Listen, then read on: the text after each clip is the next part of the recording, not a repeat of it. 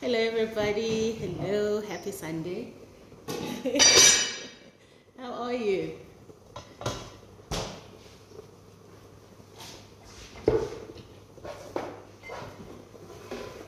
Well, it's nice to hang out with you again today. Hi Cindy, hello everybody.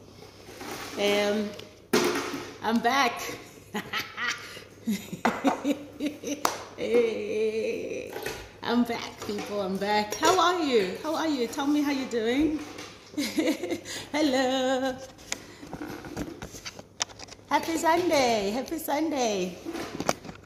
You're glad I'm back. I'm also quite glad I'm back, I must say. Of course, I mean, vacation is it's not a way for me to escape my life. It's just for me to add to my life. So coming home is like great.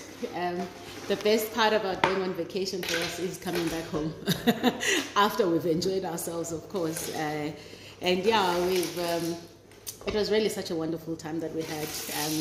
So naturally, because I'm that person that that lands and starts cooking.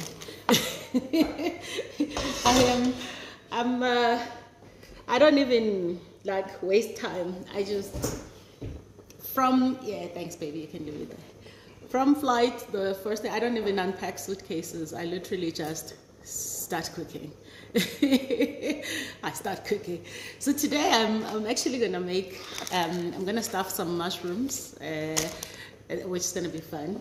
And then I'm gonna make a creamy mashed potato. I want something that's a bit soulful today because we've been eating restaurant food for the last 7 days. So, you know, so today I'm gonna make that, and I'm gonna make some lamb.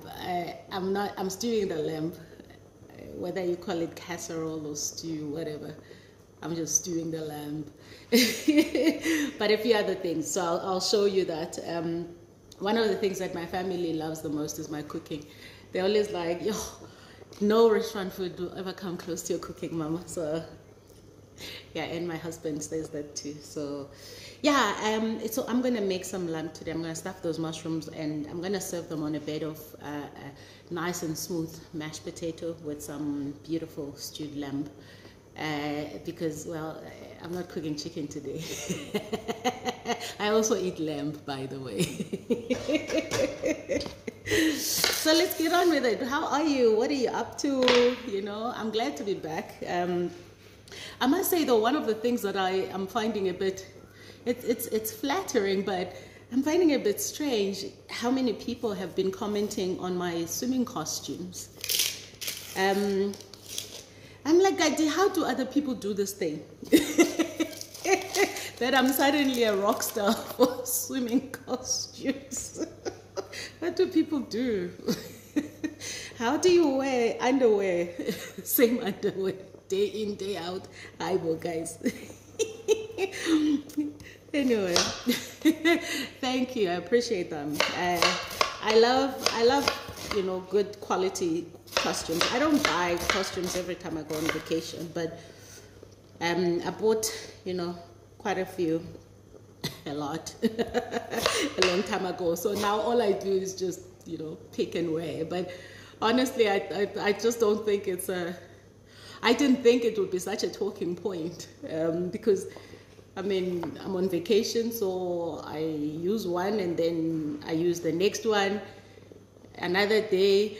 What do you do when you know it's underwear? You don't wear the same one every day. Somebody lost their mom. I'm really sorry about that. Really sorry for your loss. It's a really tough time, hey. I pray that her soul rests in peace and that you find peace, you know, because that's the most important thing as well, is that you find peace. But I'm back, people. I'm back. Just get another knife. So what's happening? Tell me what's happening. Put your questions in the question box. But I will tell you about these some of the other questions I was getting on my DMs. People definitely don't have the concept of I'm on holiday. They expect Amanda to keep responding. I did respond to some of them. But others, I'm just like, no. Others I won't even respond to, guys, because I just don't have the capacity all the time. So yeah. So this question about swimming costumes, the comments went just on, you know, on my feed, also in my DMs. I'm like, I don't understand. I'm suddenly a rock star for swimming costumes. Cantina, don't you change your underwear every day?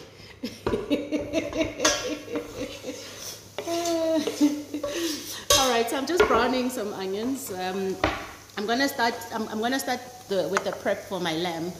I've been boiling my potatoes for a while, because I mean they do take a while. So I'm boiling those with the skin. You know how we do it. Boil the potatoes with the skin until they're quite soft. So how do you test for softness in potatoes? The knife must go straight through. I'm gonna show you. Well, if you don't know, if you already know, fantastic, wow for you, how to make a really like nice and smooth mashed potato, you know, like restaurant quality, because there's nothing more depressing than lumpy mashed potatoes. Whew, we all know what we grew up on them. So the only time your mashed potato should be lumpy is when you are smashing it. I call it smashing it. When you're smashing it and you're going to add other things and you're going to bake it, I prefer it with like a skin and, you know, some chunky pieces. But if you're saying to us you're serving us mashed potatoes, please serve mashed potatoes, like nice and smooth mashed potatoes. So yeah, let me just brown some onions here. And I love onions, and then I'm gonna add some garlic as well. You know, I love garlic too. It's good for you. It's healthy, so go for it. Let me see. Yeah, I had a fantastic time, I must say. And you don't realize how much you need vacation until you're in it. I mean, I knew I needed it. Mentally, I was just struggling. I was just like, I really need to go away, because I'm that person that literally, I live and work for vacations. So not being able to go away for a while has been rather hard. We go all around South Africa, so, you know, but I was just like, I really would like change of scenery. And yeah, it was, you know, at first it was hard because my husband was still quite freaked out from his COVID situation. So he was just like, oh, traveling and all that. But I caught him out. I said, you know what? He's been going for business to Namibia, Botswana, Swaziland. He's been going all over the country. But they also have businesses in the SADC regions. I said to him, you've been traveling for work and suddenly for vacation, you're like freaking out. I'm like, how does that work exactly? Anyway. Yeah, so whilst the kids were terrified, I was terrified to take the test because I had never taken the test before. And I had, I mean, I assumed I got COVID when my husband had it. So, you know, I didn't need to test. We just quarantined ourselves for like 3 months or something. So, you know, it's not that, so I've never needed to take the test. But then, you know, we were all just like so uncomfortable and terrified of doing it. And then I just said to them, you know, it was actually fine. Listen, they stuff that thing up your nose and it feels spicy, you know, and then your eyes water and that's it. It really wasn't bad at all. Even the kids were like, actually, it wasn't what we thought it would be. I must tell you though, in the Maldives, when they take the test, because you have to test obviously before you come back into South Africa, and the test must be within 96 hours. They literally, in Maldives, it's like a feather. It's like nothing happened. And then they also do a mouth swab and the nostril one. Yeah, it's actually really not bad, guys.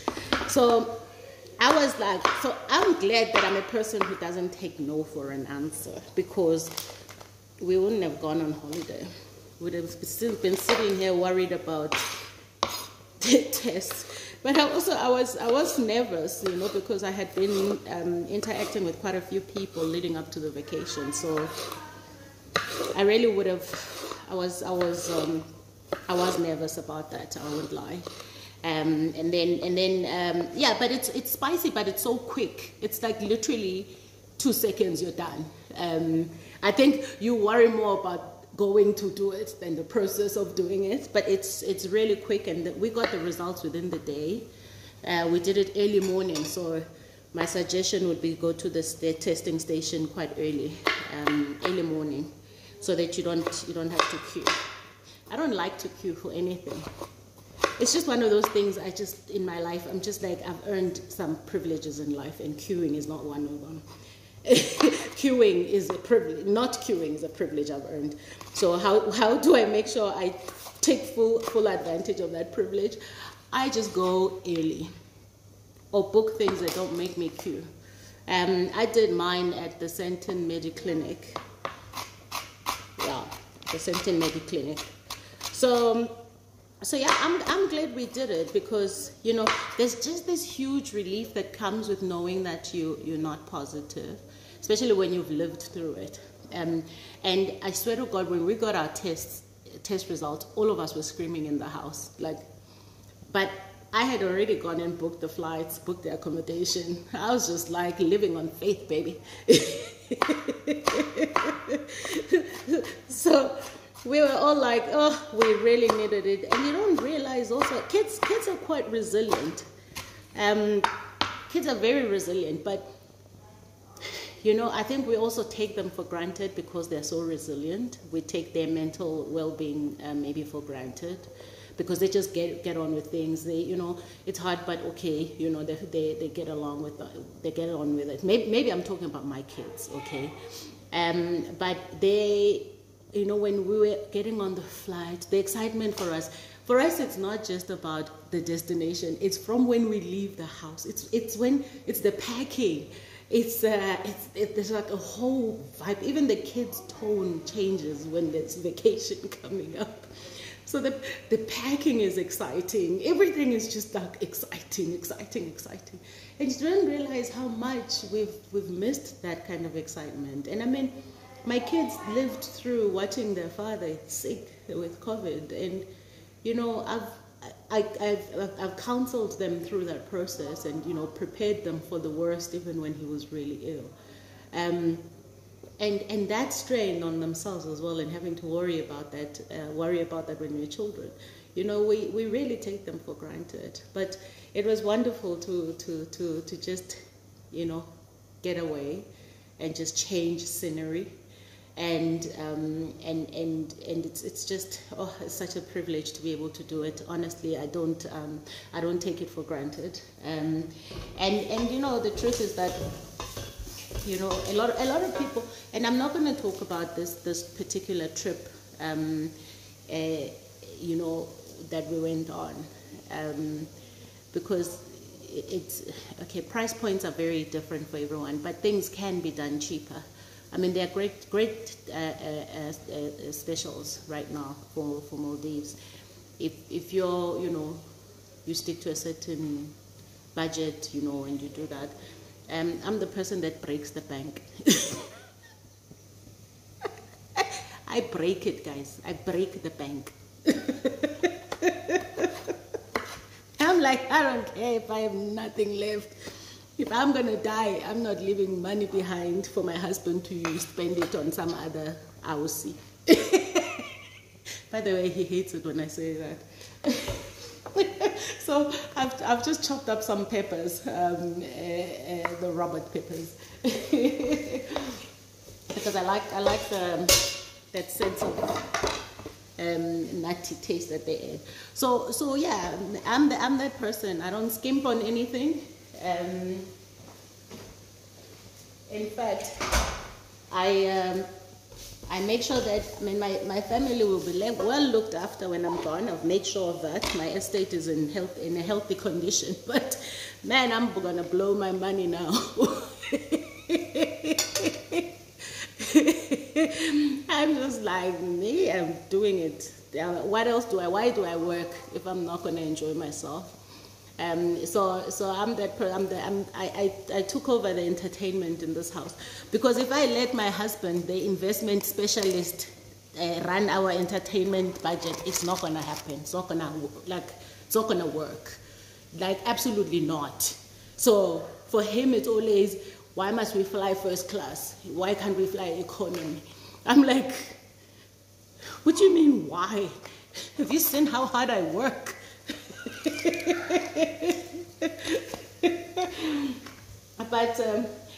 But I must also say this, and I'm sure you people know your money rhythm in your own homes.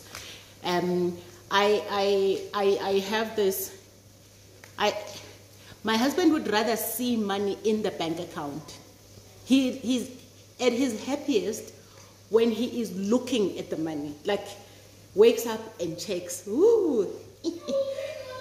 I'm like at my happiest when I see it working. I want the money to work for me, and me means vacation time, baby. Me means all the things that make me happy. Means my charitable causes. It means whatever is important to me. So, you know, it's a great rhythm, though. It's a great. We complement each other very well, because if it wasn't for me, my husband wouldn't live. He'd live to just stare at his money. And obviously, you know, and I did an episode on this on Vastly Sage about our psychology of wealth and our attitudes towards money and what informs them. And I mean, I don't tell my husband's story, but he grew up at a home that had businesses, and, you know, things went wrong, and his dad lost everything, lost all the money. So for him, it's a no-no to never have money. Me, I'm like, I'll work for it again. I grew up in a home that had, you know, a rural home. We had what was had, but I didn't have experiences, you know. So I will spend every single cent on experiences. Because I'm like, I don't want to come back and complain about not having lived my life. So I'm 100% fully on board, working hard. In fact, I even price my vacation budgets into my work. I say, okay, if I do 1, 2, 3, I'm going to be able to buy myself, my family, a really great vacation next year, or whatever the plan is. So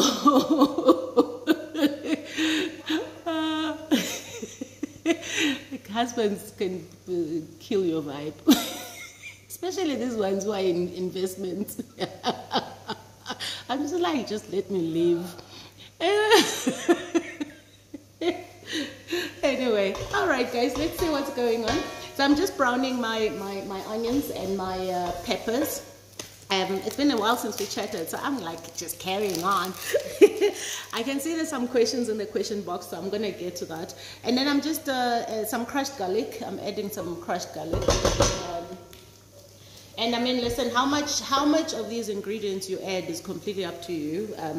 I love garlic, but remember, you have got to fry out the gas in the garlic. Otherwise, you get no lucky. Me no lucky with all this garlic. But yeah, so yeah, we had a fantastic time. But that's my approach. That's my approach to work. That is why for me it's probably, I enjoy what I do because I know what it will buy me, you know. And you know, I've been asked this question, and I always ask people about money. I always ask people, are you making money? You know, like, are they paying you well? Because people tend to be so apologetic, especially black women. We are so apologetic about what we should be paid.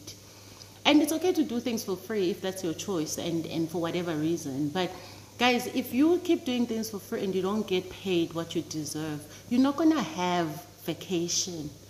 Like, you're not going to have nice homes, nice cars. You're not going to be able to contribute to charity. You're not going to be able to send any kid to school. So I think you must watch that episode again that I did last year, 2-part episode on money and our psychology of wealth.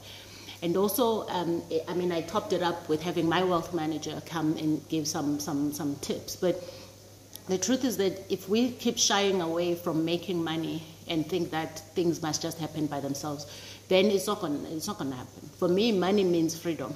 Money means choice. And many of us didn't have that. We've had to fight for it. We've had to work hard for it.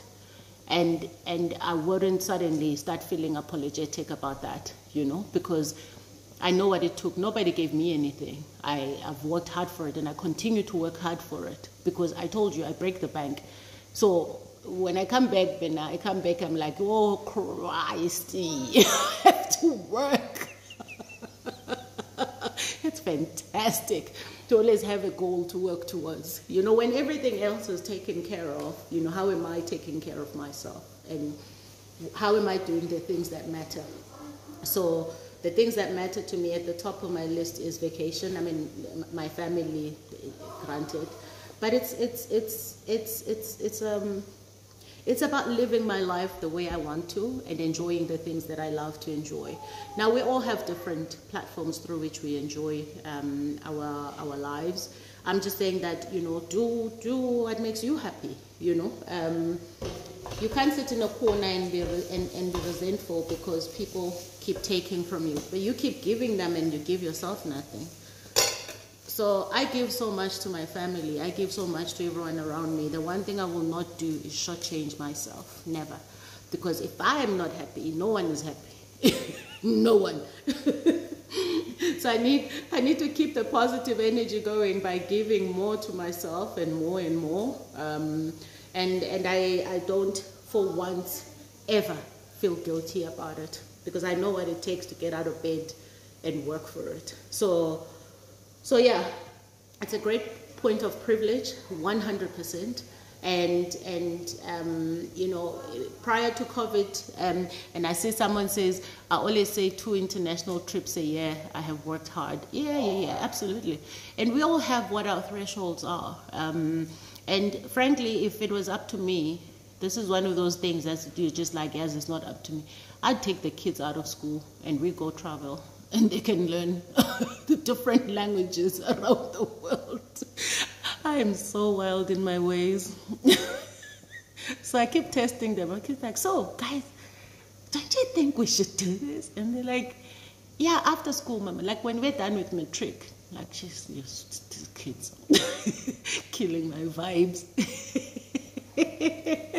But anyway, let me see what you guys are up to. I'm glad you share the same sentiments as I do around hard work and rewarding ourselves, because I really think it's important. And it is something we should never, ever be ashamed of or apologetic about.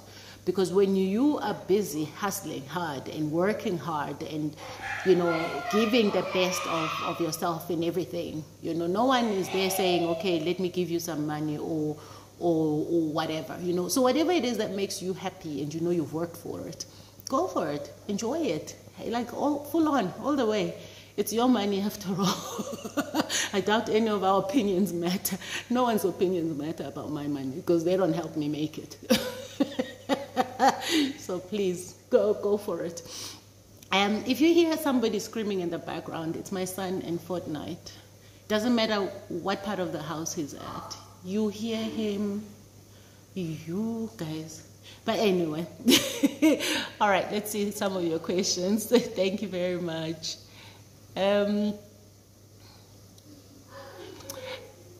Amiali says, I'm making salmon with asparagus, but then I want to also add potatoes, but not sure what type, mash or grilled, and seasoning for salmon and asparagus. What can I use? So salmon and asparagus, and you want to add potatoes. It depends on how you like your potatoes, to be honest. This is one of those things that are like, you know, how do you take your whiskey? And people frown upon people who put ice or whatever, or soda. It's your food. Have it the way you want. But I would, on the salmon, and you already have asparagus, I would recommend that you maybe mash the potatoes. I mean, but that's completely up to you, because you want a bit of more of that texture. But that's completely up to you, up to you, love. Try it anyway. It's potatoes. Doesn't matter how they come out. They're still going to be good. Somebody wants to see the pots. What pots? The cooking pots. So why is that so much fun? Somebody asked me about my property portfolio. I have it. I have a good one, a healthy one. So that's as much as I'm gonna say about that. But I'm 100% happy with my property portfolio. All right. So all right. So let's see. See, because I can talk all day. Everything is looking good here. I'll show you. So I've just been browning the onions and browning the peppers and the garlic. So now what I'm gonna do is add a bit of chorizo. So I use chorizo because it's got that really nice salty flavor. So I'll show you. I'll just take just a little bit.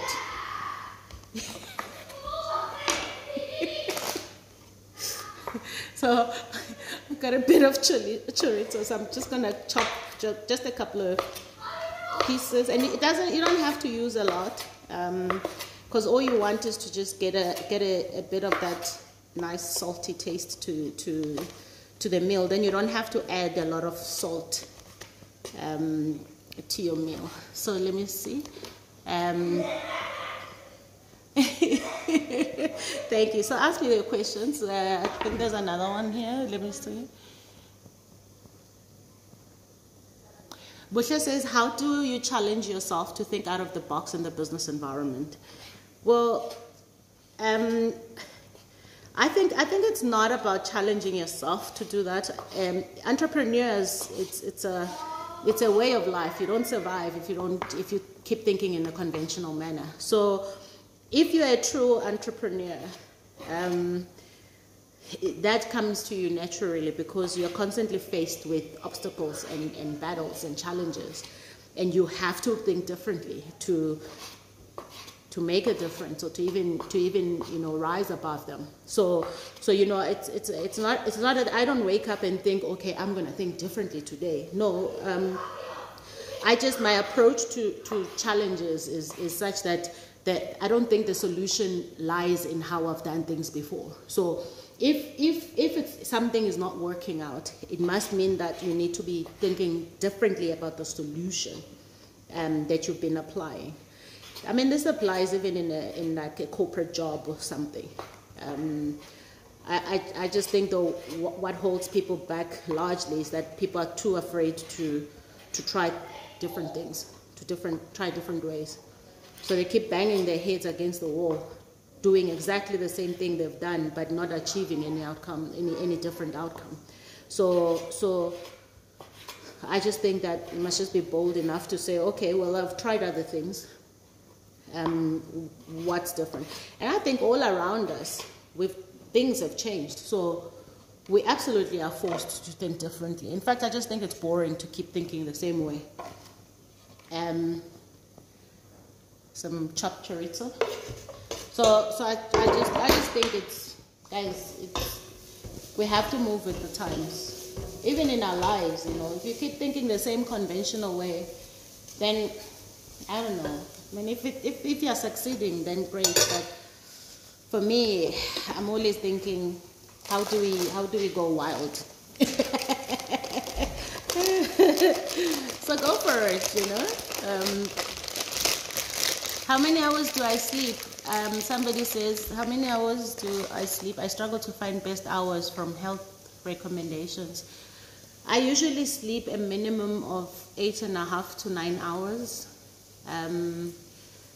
So I need my sleep.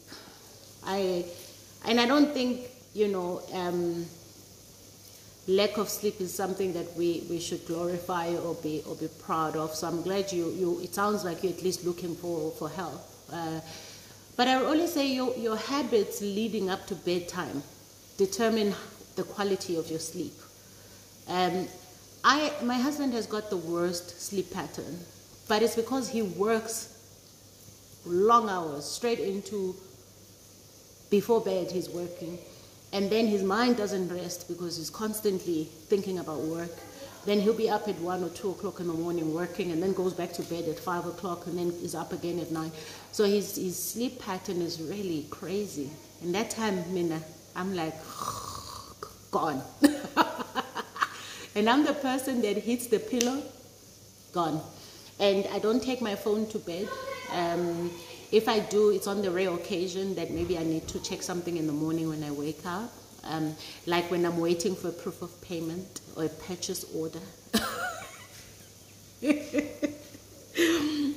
So,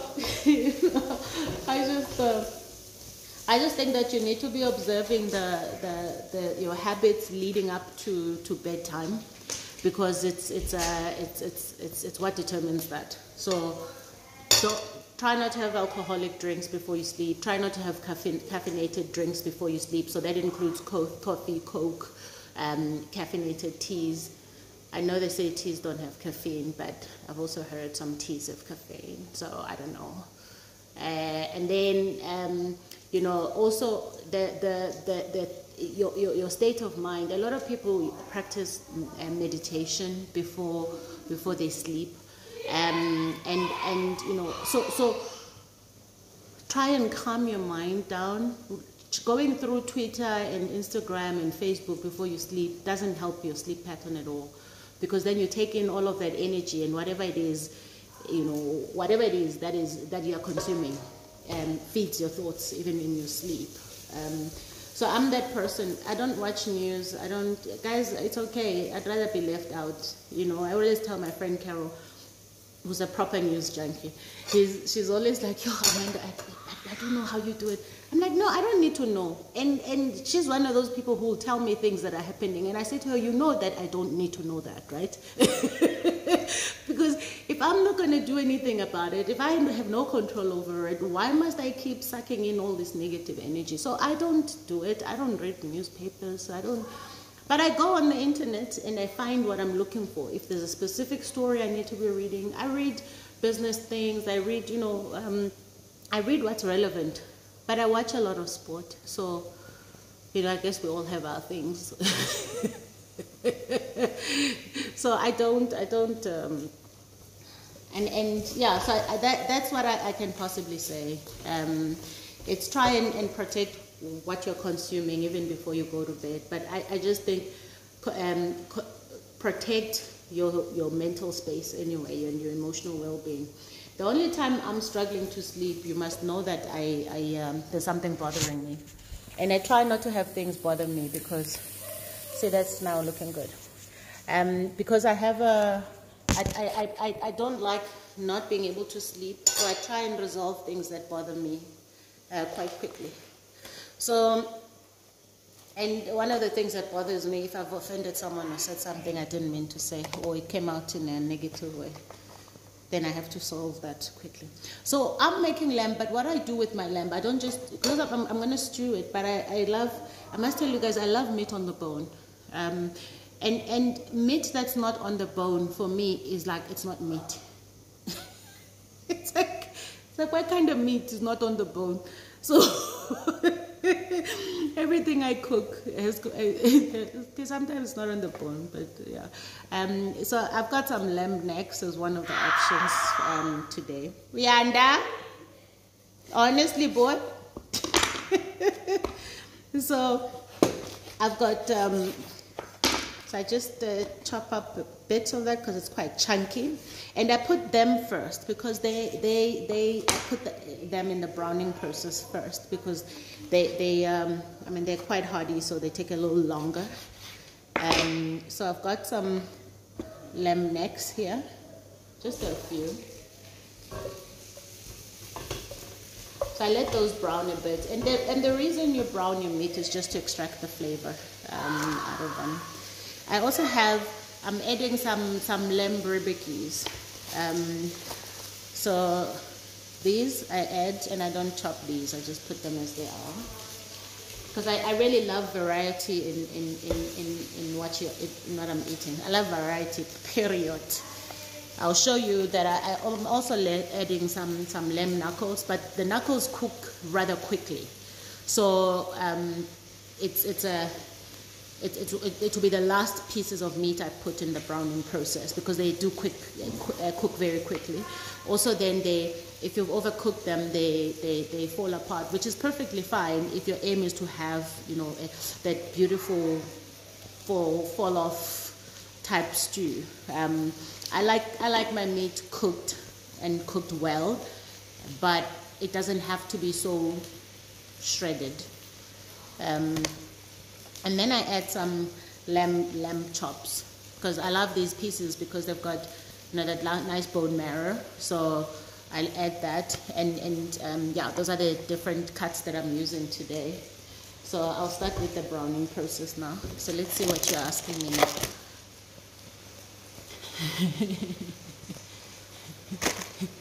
Yeah, these Fortnite people. All right, let's see.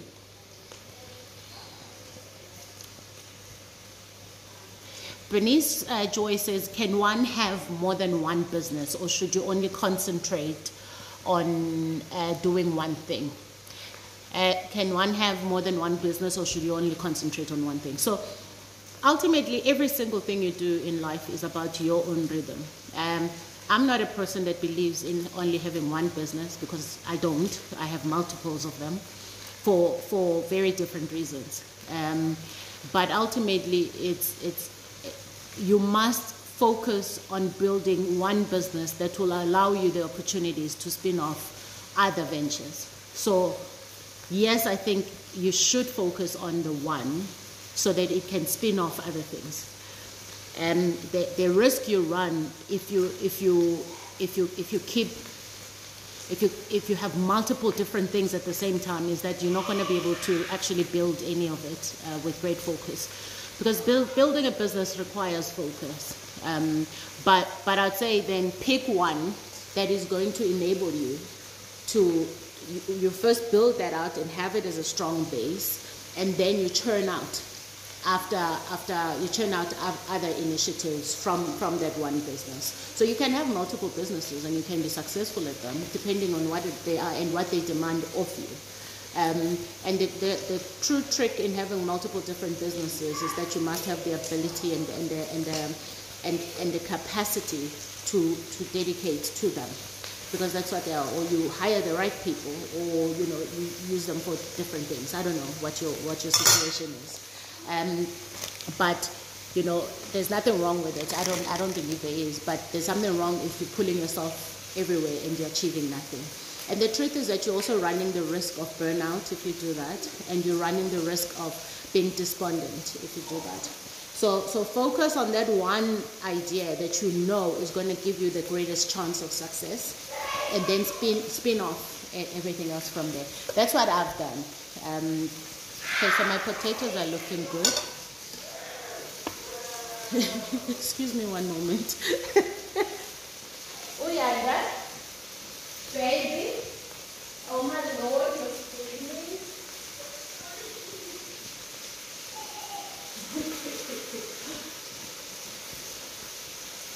Oh yeah, I also have over here my things, my big people's drinks. So yeah, I hope that helps. Please put your questions in the question box, otherwise I'm not going to be able to answer it if it's in the comments. So, yeah, no, I just had to go ask my son to, like, be happy, but, you know, keep his screaming to himself. It's Fortnite, that's what he's doing.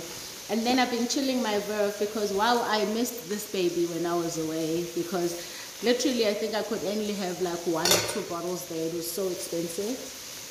And I was just like, okay, I'll just wait to have it when I get home.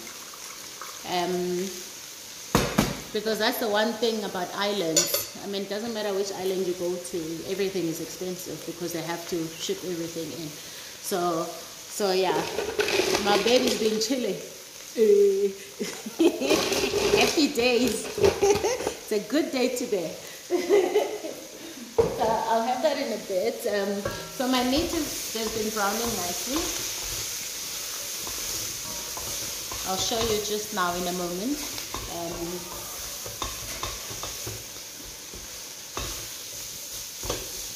It's really looking good.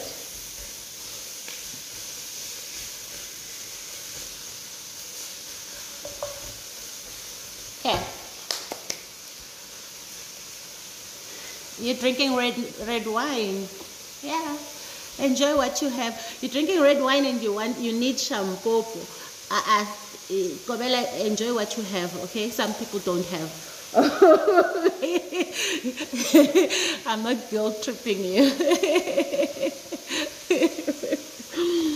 Yes, my home is very healthy. Everyone is happy in this home. We don't. There are rules that we live by as a family, but I don't call them rules. It's more values, and those values are around, you know, how we treat each other as a family. But one of the most important things in this home is that we respect each other as individuals. You know, I tell people that in my house there's 7 TVs. You won't see them, but I mean the spaces are quite big. But I've got what is dedicated to me as my TV there in that corner, because I sit there quite a lot, and I love this lounging kitchen space, because if I'm not cooking, I'm, you know, sitting there watching TV, watching sports, that is, and having champagne. There's also this TV behind me, so that when I'm cooking and there's something I'm supposed to be watching, I don't get to miss it. And then there's my husband he kind of, my home office is also a lounging study type space. He's kind of taken that over completely. So there's a TV there. He can watch his things. My husband watches every single local series that's playing. I don't get to watch them, because I've got, I like sport. So we've never had an issue of fighting over a remote in this house, because I just think it's a useless fight, you know, and it's unnecessary. So, and then there's, you know, TVs in other spaces where if the kids want to watch their things like She-Ra or whatever on Netflix, the kids stuff, they can watch that, and that's in their study, and yeah. So there's I don't, and there's one outside. We are chilling outside because my family is so outdoorsy. I end up staying inside because I want to watch sport. So we now have a TV outside. Well, we've had it for a long time. Outside, where they can be outside and I can join them outside and not miss out on my sport. So I'm that person that never wants to miss out on my sport. So that, I think that's one of the things that makes being home and my family so great, because we allow each other the spaces to do whatever we want.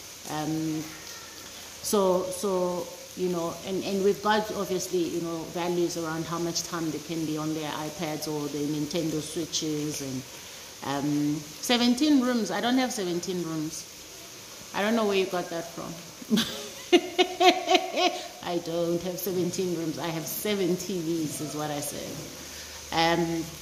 And yeah, so if you think about it, we are a family of 5-6 people. So, you know, those things matter. I just think if you have the ability to keep peace in your home, get rid of the things that ultimately steal your peace. So things like fighting over a remote is not something that I think is worth it. Okay, so look at that. It's now browning. It's browned nicely. So I'm going to add the other pieces. So first I'm going to add these ones. But I'm just going to chop them up a bit so that it's not, the pieces are not too chunky. But these could cook quite fast as well. So let me see. Yes, tennis is, I'm a sport person. So let me see, there's a lot of questions in here. So let me get going with them. How do you define education for your children? I'm not sure what you mean by the question. But for me, education is not just in the classroom. It's largely what I teach them. And it is, yeah, of course, they need the classroom to learn things like calculus, and arithmetic. And the periodic element, a table of elements, all the things that I learned and then I forgot, or I found them completely unnecessary in my life. But anyway,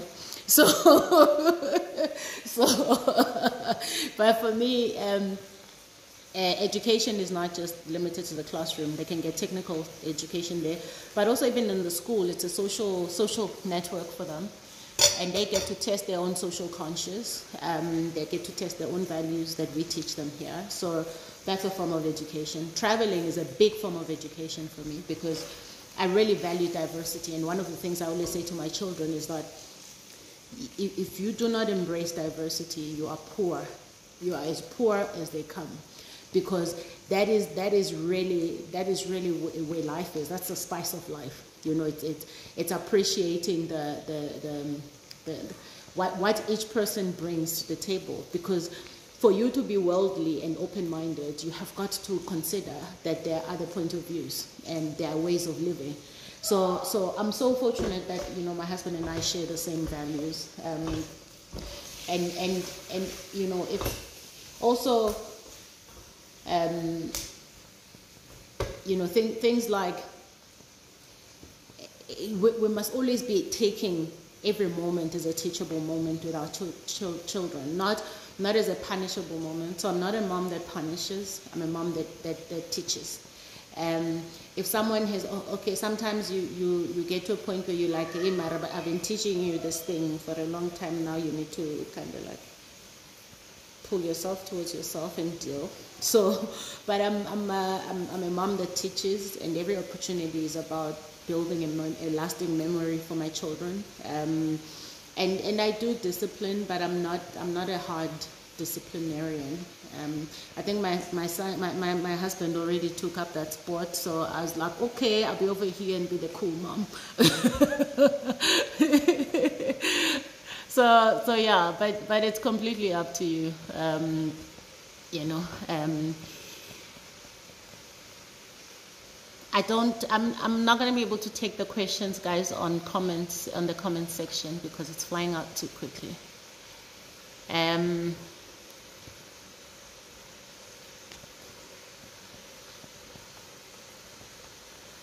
Mantu says, I saw the post the other day that you are writing. Can we be on the lookout for a second book?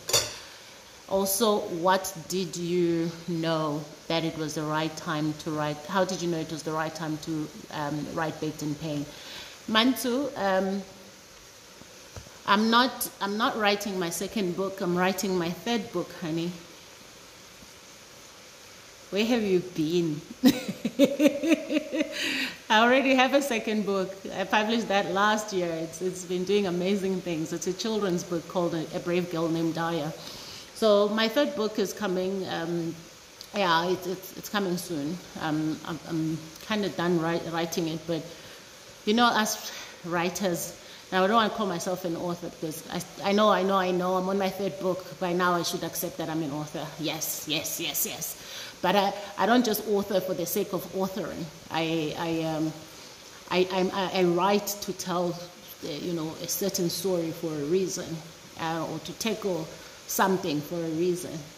And I am on my third book, and it's coming soon.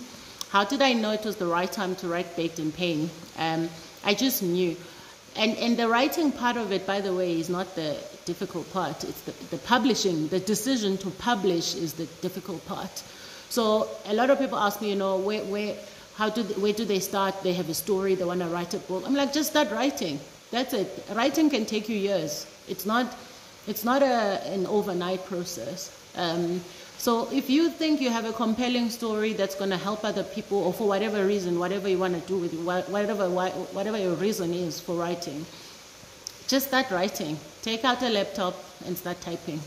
I say start typing because if you write with your hand, you're still going to have the job of then typing again. You don't want to do that. Be effective. And just pour everything onto a piece of paper. Onto a digital piece of paper. And don't overthink. Guys, you can research how to write a book. I get a lot of that question, and I just think sometimes people, just want answers from others and they don't want to do the work themselves. So just research. There's plenty of resource material around that. But be clear about what story you're telling and why you're telling it. What is your aim?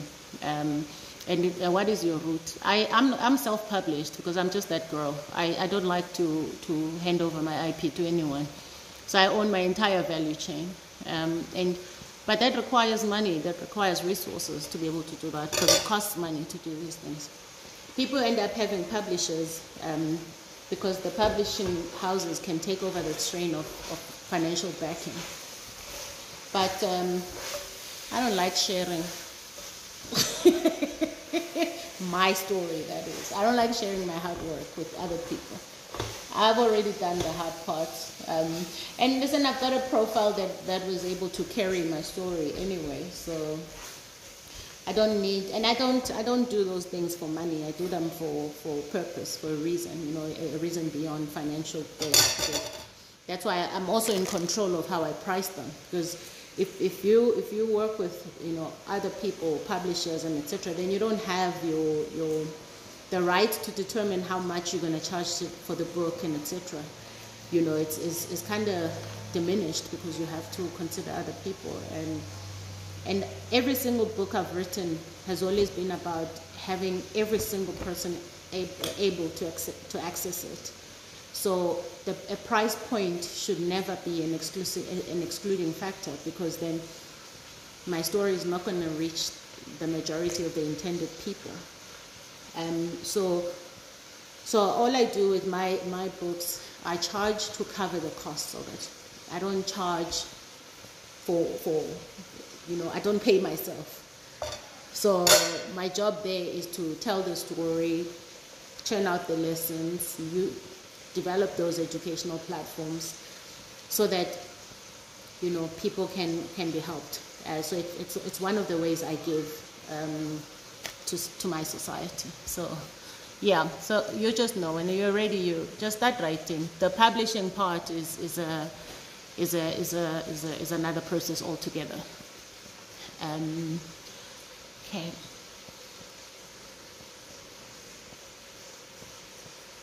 I'm gonna start at the bottom with all these questions, guys. Okay. Things are going fine. Do I mentor people? Yes. This is also a mentorship thing. I do mentor people. Subscribe to Vastly Sage on YouTube. Thank you.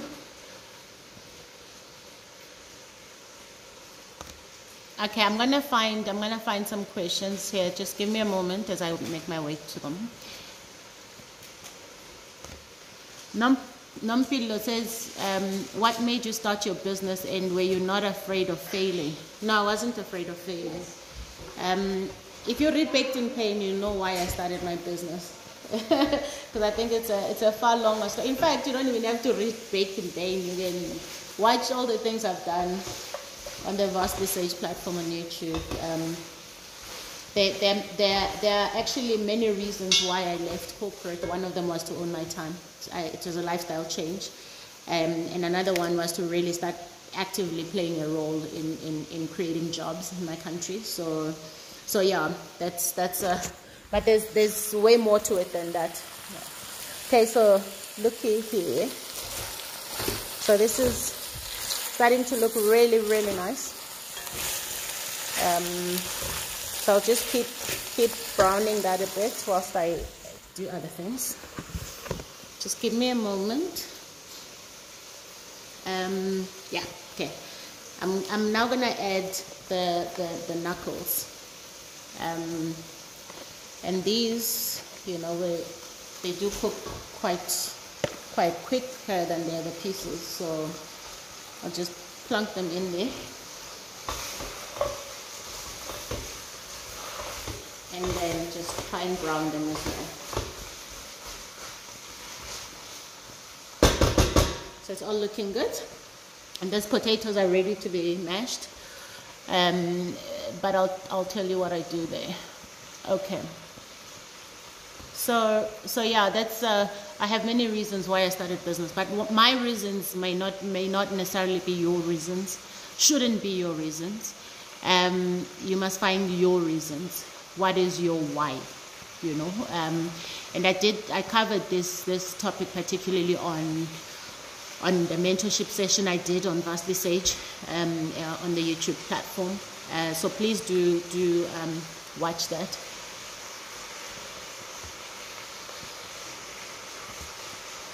And then another question is,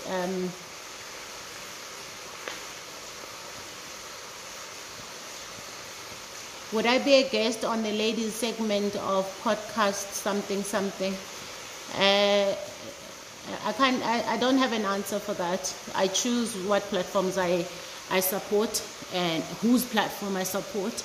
But largely, you know what, I've got a lot on my plate with my own platforms, and I've also taken the personal decision that I'm not going to be doing other people's initiatives unless there's something really special about that platform or that person that I will support. Because the work that I do requires a lot of my investment. I mean, just this here, doing this with you, is actually really exhausting. And I know that people don't realize that, but the reason I do it is because it helps people. And I enjoy it, okay? It's fun. But it takes a lot out of me as well. So every time I'm invited onto a platform, I give it everything. So I can't always be on every platform. I refuse to be on every platform. And more often than not, people invite you to their platforms because of what you can do for their platform, not what they can do for you. So I'm very clear about the platforms I get on and support are platforms that also give me benefit. So whatever that benefit is, you know, so it has to be something that is aligning to my work, to me as a person, to my values. I don't know about this podcast you're talking about, but I'm just telling you how I go about making my decisions around which platforms I support, which ones I don't. But I also have a lot of my work, and increasingly I say no to a lot of invites because I do a lot, and unfortunately also I can't keep doing things for I've got let's just say I've got my way of doing my things, and the platforms I've created take up a lot of my time and my resources, and time for me is a critical thing. So I'd rather use it to do other things than just be on everyone's platform. And if there's no benefit to me, then I'm not doing it, you know. So when are we having the brunch? The brunch is on November 20th. People with tickets know that. If you didn't get it, sorry. Can wait for next year though. All right, so what pricing model would I recommend for a consultancy? I don't know. That's up to you. I don't know what consultancy you're talking about, so do your research and see what pricing model will work for your business. I can't answer that question for you, sadly.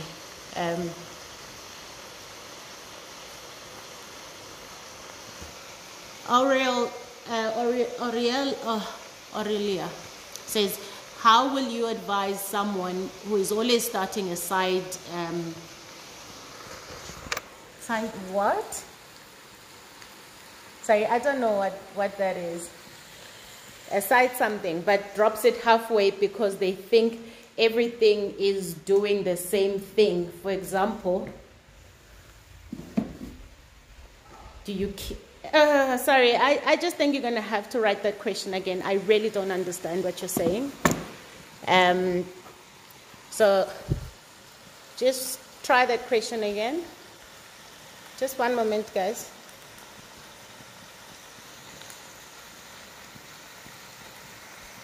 Okay. Komolimo says, okay, just give me a moment, trying to sort out my admin here. I've got a bit of admin to sort out. Okay.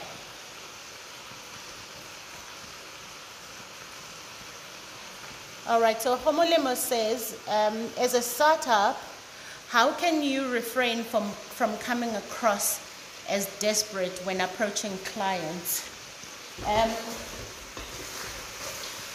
I don't know what you mean coming across as desperate, because I don't know how you come across. So I can't really give you feedback if I don't know how you come across, but here's what I'll say. Guard against desperation. And it's not just about coming across desperate, it's about being desperate. I really would like to suggest that you guard against that, because it comes naturally in business, yes, because you want that deal to happen, you want that contract, but nobody wants to do business with someone that's desperate. 2, people will take full advantage of you because they know you are desperate. So either by underpaying you or you find yourself in really difficult and sticky situations because you're desperate. So don't do business out of desperation. And your why you start a business is what's always going to guide you and sustain you. And if you started business purely for money, then you will find yourself in very desperate situations.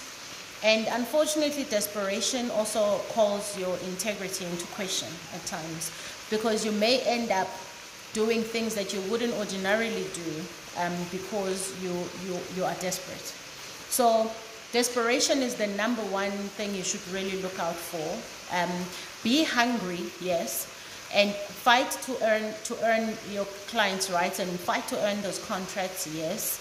But don't come across as desperate. Don't be desperate, because you will compromise yourself severely, and you will compromise your business severely. So that's what I can say. And only you know how you come across. Nobody wants to do business with anyone that is desperate. And the criminals are looking out for desperate people to do business with. There's a reason why so many people are also appearing on many commissions. Desperation gets people in a really tough corner. So again, it's your why did you start the business and what are your values, and you should base your business decisions on that largely. And I hope that helps. Okay.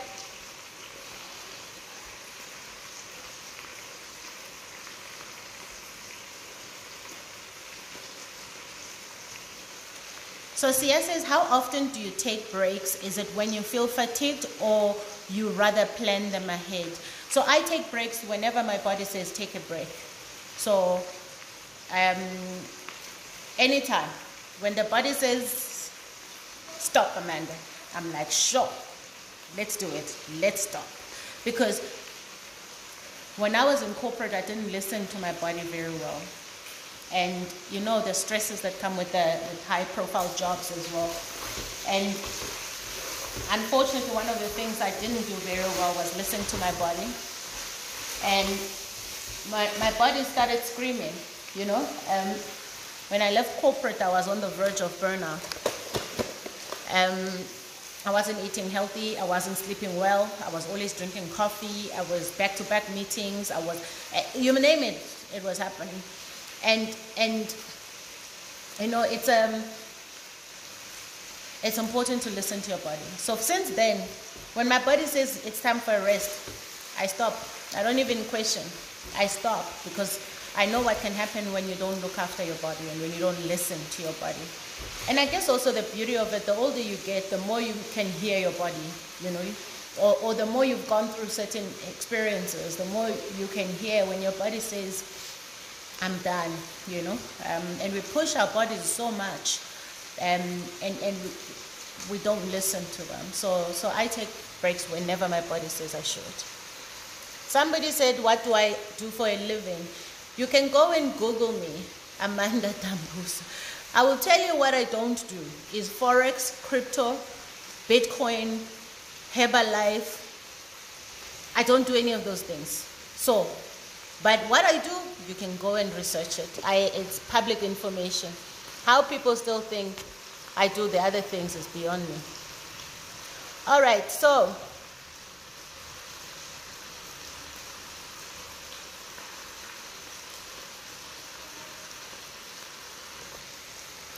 Boyne says, how do you discipline your kids since they're teens?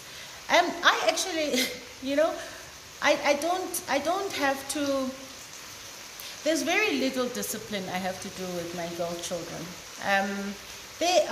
We've always grown up with, or we've raised them with a conversation. And I must tell you the honest truth. Since my girls since they were turning 11, every time I tell people that, oh, my girls' children are 11, everyone's like, oh my gosh, the monster years are coming. And I'm like, okay. So I think we really, really must guard against painting every single teenager with the same brush. And being so willing to jump and tell other parents how horrible their children are soon going to be because you as a parent have had that, or that you as a teenager was that. So I was not unruly as a teenager. My children are not unruly. They are 14 years old. They are amazing little girls. I don't have to. They are so disciplined. I don't have to even, I have to be like, girls, is there anything you need? What can I help you with? Their schoolwork is top condition. They're acing everything. And I'm telling you, I've been told since they turned 11 that they're going to be monsters. Now, another parent would have been sitting there thinking, oh my gosh, I'm waiting for my children to be a monster. And you start seeing your children as monsters because you've told your mind that they are. So I'm also a person that believes that children will go through what they need to go through. It is your job as a parent to walk them through that. It is your job as a parent to say, I understand you're struggling with something. How can I help you? It is your job to be frustrated if it is frustrating for you, but understand that you are their parent and your obligation is to see them through the tough phases of their lives, because when they're older, they will be doing it themselves. So I don't have this and it always, I always find it puzzling how much people are so willing to jump at it and be like, oh my gosh, do they ever roll their eyes at you? Do they give you sass? I'm like, no. And they're like, what? I swear to God, I still have friends till today who are like, so have they changed since they got their periods? Have they? I'm like, no. So again, I just think, energy is everything. So what energy I give to my children is respect, it's acknowledgement, it's encouragement, it's letting them know that whatever they go through, I am there, I am here. And it doesn't matter how difficult it is. And even if they're having friend drama, or, I have to rely on the fact that we have equipped them with the right values, and that when they are faced with a decision of right or wrong, it will come naturally to them because of the values we have instilled in them. Are they going to find themselves under pressure throughout their lives? Of course they are. And there's nothing that you can do to get in the way of what lessons your children are going to get. Your children are going to get the lessons that they are going to get. Your job as a parent, I really believe my job as a parent is to guide them through that. And so I don't have different disciplinary methods because it's them, they're teenagers. And my kids don't roll their eyes at me. They don't disrespect me. My kids are supremely grateful. I put a food or plate in front of them. They are so grateful for it. They are just really wonderful children. I'm blessed with wonderful children.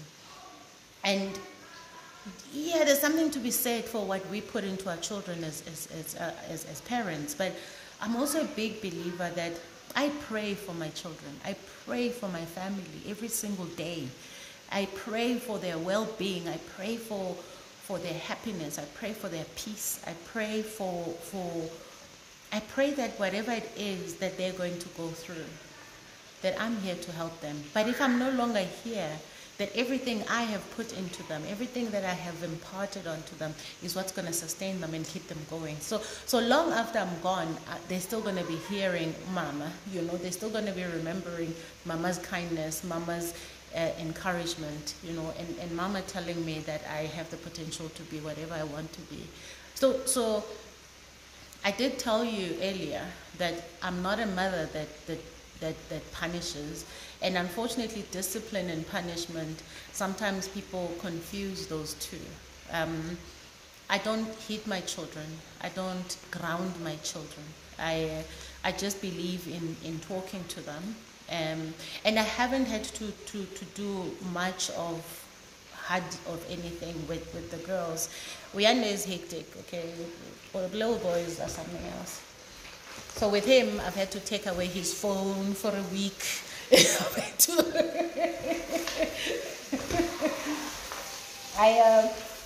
So with everything though, children are different, and that's the point I'm trying to make. Children are different, and we should be teaching them and guiding them through life, rather than seeking to punish them. I'm a child that grew up on not punishment. I grew up on punches and kicks. I grew up on blue eyes and swollen feet. I grew up on constantly swollen ankles from being kicked. I grew up on being what's the right English, stumbled upon or whatever. That is my upbringing. I will not have that with my children. I have not had that with my children. I have never had to do that with my children because I respect them as human beings. I respect them as spiritual beings. They are what my legacy will be long after I'm gone. So I hope that answer helps. We are looking good over here, people. On that note, now that I've talked about how I grew up, let me have some champagne. Because wow, guys, I don't think it's okay. It is not all right.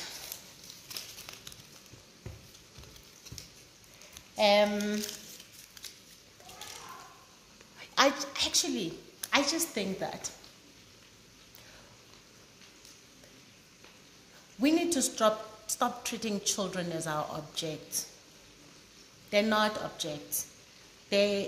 God has entrusted us, God has given us these children to raise and become the human beings long after we're gone. They become the citizens of this world to do God's work, to look after each other, to be kind to each other, to encourage each other, to be the next generation, to be those mothers, fathers, aunts, uncles, siblings, you name it. So it is not okay to look at children as objects. And in my head, I still cannot comprehend how grown adults do that to children. It is something that I simply cannot comprehend. I've gone through it in many ways. If you've read Baked in Pain, if you've heard anything about my story, I've gone through it. And I would die first before I see anything like that happening to my children. And I've had family members call me, oh, you're so overprotective. Oh, it's because you grew up like that. I'm like, yeah, what else do you think? And what world are we in where we label mothers who protect their children overprotective? What world do we live in? Have you looked around? The people that hurt me were not strangers. They were right under my nose. The people who hurt me were my family. So if you outsource looking after your children and think that somebody else is going to do it, think again, because what they will end up doing to your children may not be what you like. Of course, there are people who are not well, who are not in a situation to look after their children. I'm just talking here. If you have got the ability to look after your children, stop abandoning your children emotionally, physically, or otherwise. Because it is not fair. It is not okay. Now that I've said that, I think I must drink something because I'm going to start crying. Listen, we didn't turn out all right, but we've made it work. I have worked on myself. I have done the hard work every day. Some of these things are triggered. It's every day I have to be dealing with something. This is why I say to people, you know what? My joy is a choice. My happiness is a choice. It's a choice I make every single day. And it's not because I don't have hard things to deal with. If you've had my kind of childhood, your entire life is about dealing with those demons. So I just think that we cannot keep having children walking around who are wounded, who are broken, who are hurt, they should be focusing on how to compete in a world that is increasingly global, in a world that is increasingly competitive and demands so much of them.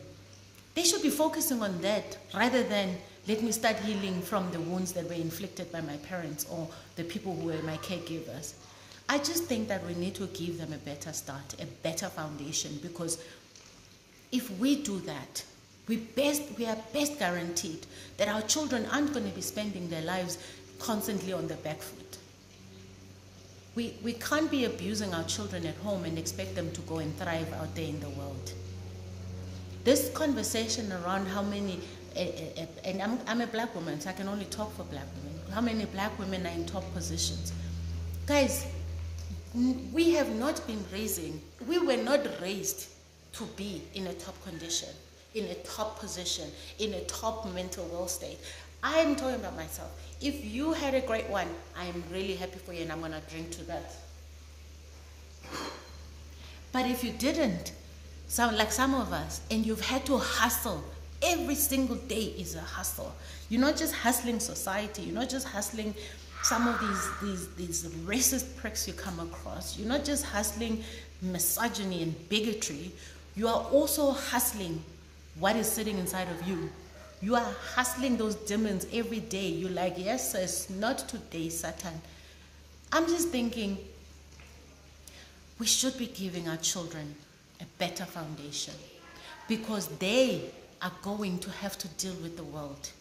And they are going to need everything they can to deal with the world. So I just think we need to do better.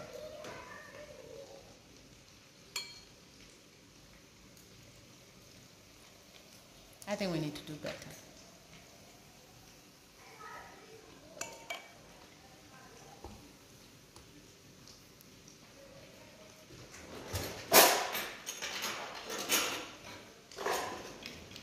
Okay, where were we? I have preached. Whew. Okay, let's go.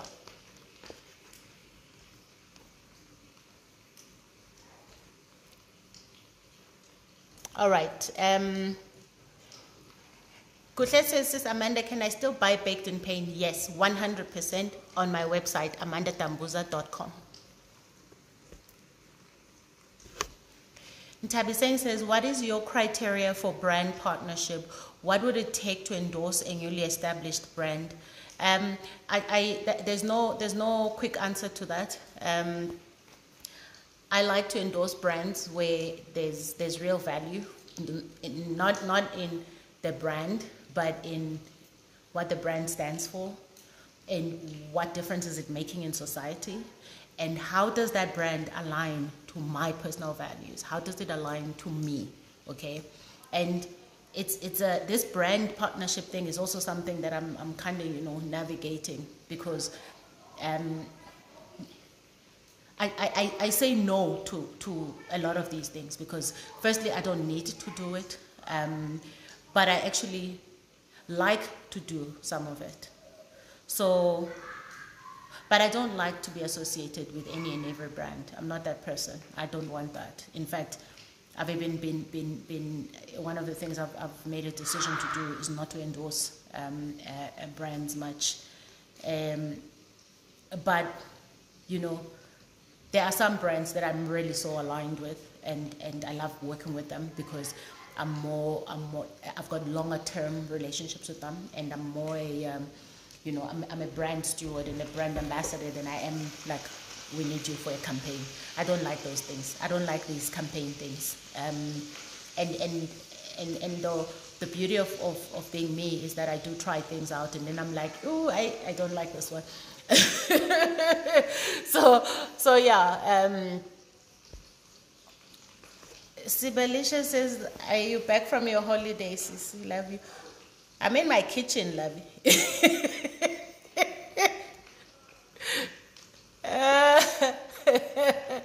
All right, let's see.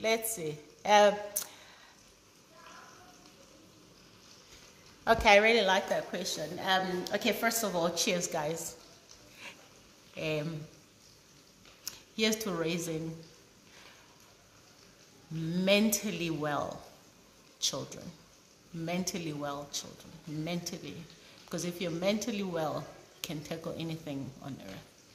Anything that's a challenge, you can go and conquer the world because you believe you are worthy of it. So cheers. All right, so this one says, what mindset do you adopt when trying to achieve great things with no support system? So I have always done every single thing in my life with zero expectation from others. Zero expectation from others. I've been with my husband for 15 years. We've been married for 14 years. There is very little I expect from my husband when it comes to my dreams and my personal goals, my personal development.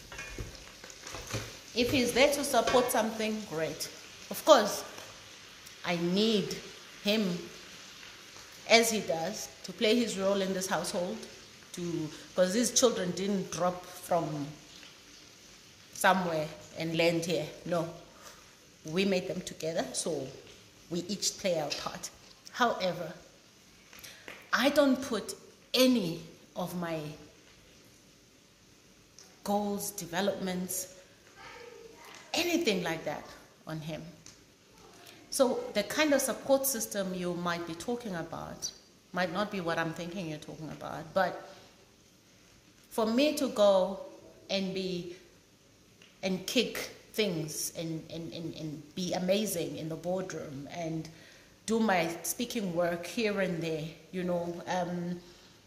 I need him to be home to then look after the kids on the day if I'm not around.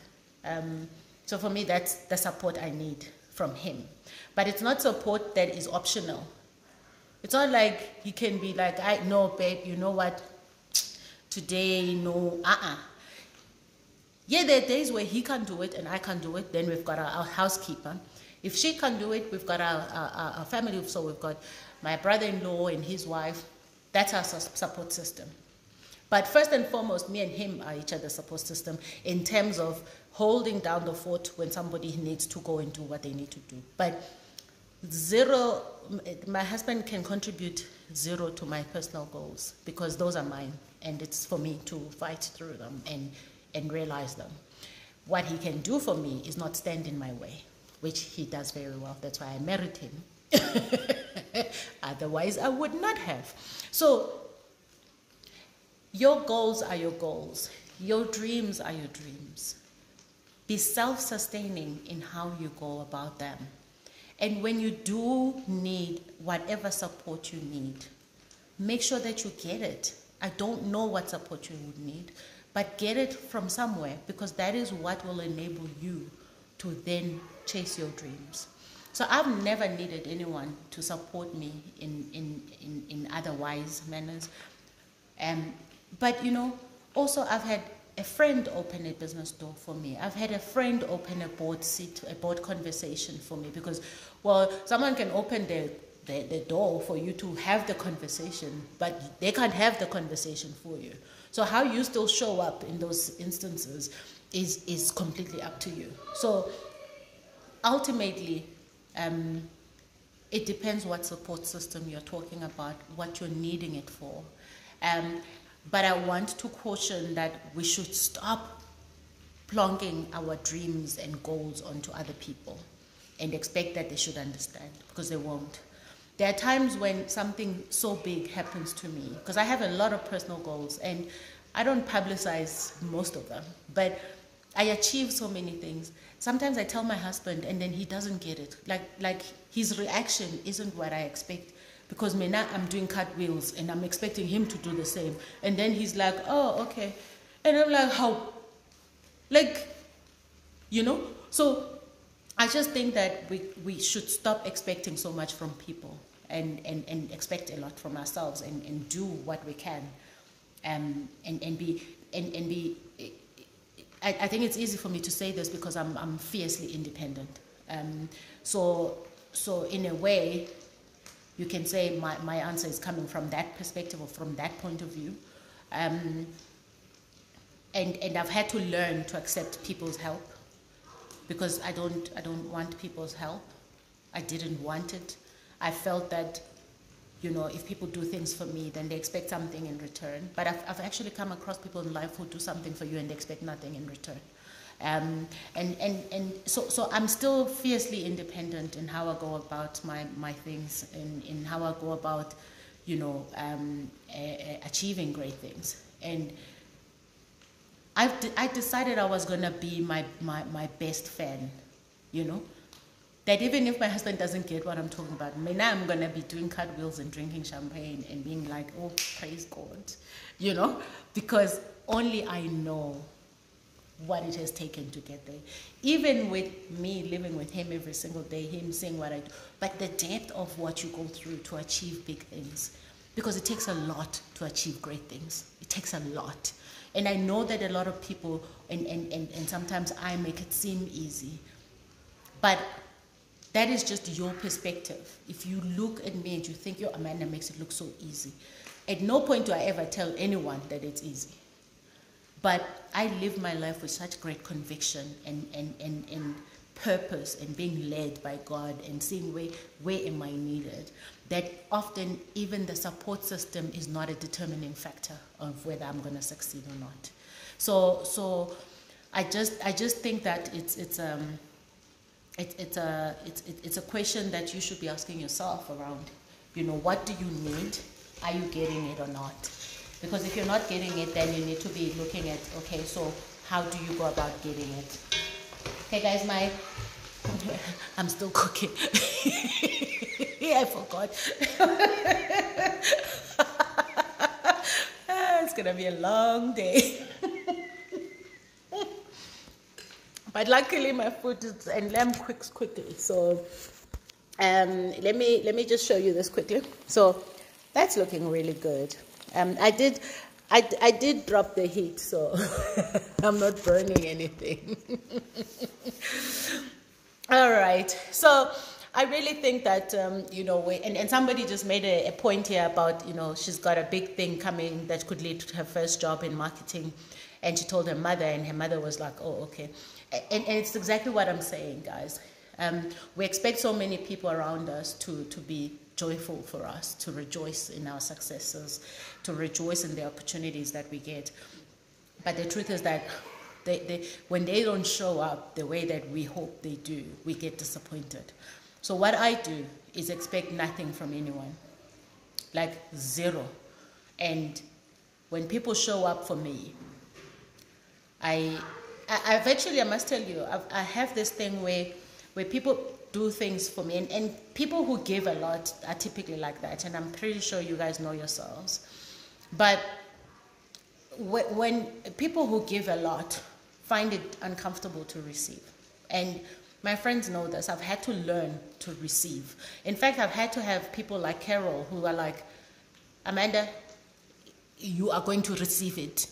as uncomfortable as you're feeling, you are going to receive this attention. You are going to receive this. I've had, so many friends around me Yolanda, they throw parties for me when I've achieved something. I've had, Lillian. I've got sisters around me who show up for me. And I've had to grow to be comfortable with it. I can tell you that it's a journey for me. And I'm that person that it always feels like if someone does something for me, then they have one up over me. I know. My independence is it's like on crazy levels. So, but I know it. I know that I am like that. I know that that's something that I know where it comes from. And I've always said, even in my book, I say this, I don't want anyone to ever be in charge of my destiny in any shape or form. And that sometimes means I extend that to the extreme, where I'm like, actually, anyone doing anything for me is having one up on me. But I've also learned that people actually just do things for you sometimes because they really actually are nice and they actually like doing things for you. And I've had to learn to accept gratitude and to accept grace and to accept that actually I'm a cool human being that deserves nice things from others if they want to do them for me. Like, why not? But I was that person. If you buy me a gift, I always made sure I gave you something else. Like, you buy me something, I'm gonna give you something. And often I would make sure that what I give you in return feels like quite significant, so that you don't think you have something over me. And yeah, I've kind of had to learn to deal with that because it's a thing, right? But anyway, so I think I've said a mouthful on that. We'll come back to the cooking. Maybe whilst I talk, let me peel my potatoes. So my potatoes are now nicely cooked. They're very soft. You can see if I put this knife, it goes straight in. So perfect potatoes. I'm just gonna peel the potatoes whilst I talk, because yeah, man, it looks like we've been long overdue.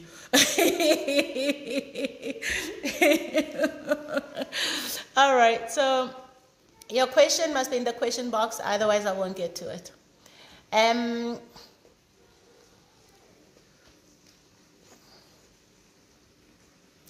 So Gobele says, as part of education to your kids, have you ventured into the topic we normally shy away, sex, boys, pregnancies, and etc.? So yes, first and foremost, I really believe that my children must trust me. My children must trust that when life is hard, home is the only place they can run to. And that means I have to be honest and open with them. Obviously, what you tell children is based on what they can consume mentally, what they can absorb.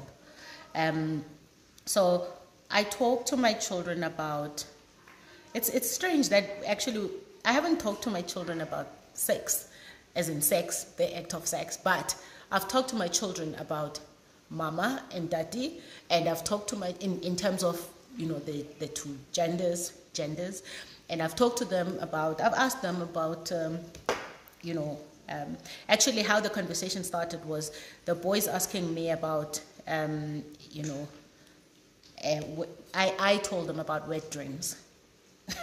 I've got a stepson who's 16 or so, yeah, and when he visits, me and him are actually like best buddies. He's just such an awesome human being, and so when the girls had their periods, I told the little brother, they have their period, and I told the father, because I normalized the conversation, because we come from backgrounds of girls having periods. It's like taboo. Oh my gosh. So I told my son, I think he was 10, because this happened last year. And I said to him, oh yeah, the girls got their periods. And he's like, what? And so I start talking about what periods are, and I make it normal conversation.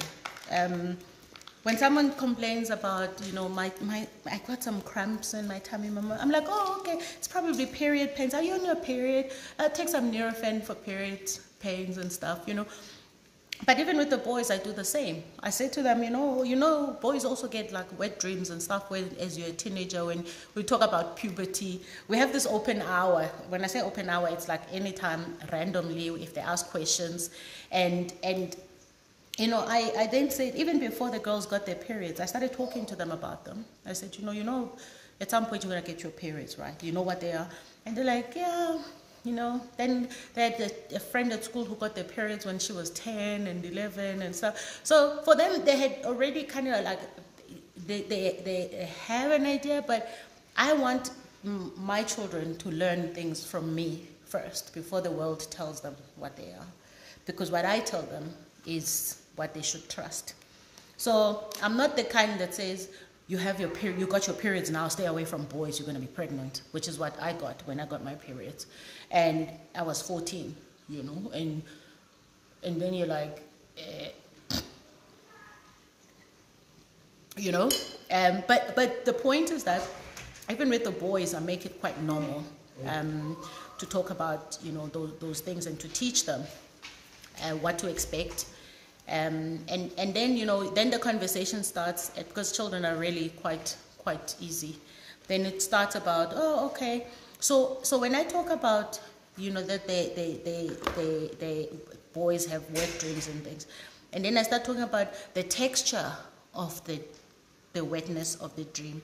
Then I start talking about, you know, the sperm. Then I start talking with the girls and boys about how children are made. But they already learned at school about sperms and, you know, spermiozoid and whatever. But I just make sure that it's not an uncomfortable conversation, whatever it is. And I talk about drugs. I talk about the impact of drugs, you know, because I just think that if we don't openly talk to them, they're going to find the information somewhere else. But and the stuff that we're uncomfortable talking about is because we were brought up in that discomfort. But I think we can change that, because if they don't find the information from you, they're going to Google it, and you may not like what they find. But I also think for me, it's a way of building trust with my children, that they can come to me and talk to me about anything. So I'm always checking if I've been checking with the girls. Okay, my son has had 2 girlfriends since he was 4. And okay, he's chilled now. I think he's outgrown girls. I think he was just so like, oh, girls. And he's got a type. He's got a type. He's even given them my jewelry. Well, I did get it back, don't worry. So you know, I think we have to be comfortable with teaching our children, because if we don't teach them, who's supposed to teach them? Please tell me that. Who is supposed to teach them? Who's supposed to teach them? So I do it. My husband is half the time he's like, I'm like, I go all out, and I just like. And I think the more I do that, the more comfortable I get, the more they also get comfortable. So I'm always asking them about, you know, I'm always asking girls, so do you like any boys at school? And I ask at the dinner table with their father there.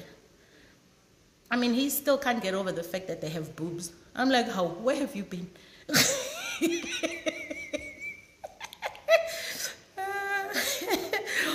And I ask, have you got any boys that you like? Girls, any girls that you like? Because I'm that mom. I'm like, you know, you can like girls, you can like boys. It's completely up to you and normal. There's nothing wrong with it, you know. But yeah, anyway. I have wonderful conversations with my kids, but I also think that there's something that really is different. The older they get, the more you also have to be adjusting to their age, you know, and the more you kind of have to bring yourself to their level of understanding. So okay, so guys, I've got my my potato. I'm going to continue peeling them, but what I'm going to do is just put some stock in the lamb, because I've just been letting it cook on low heat since I'm yippity yapping. So I'm just going to put some veg stock.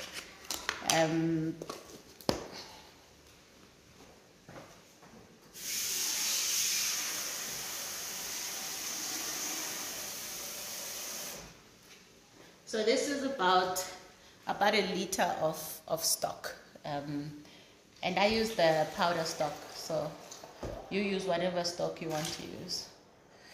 Then I'll just let that boil up. It's looking good, so, but let's get on with our mash.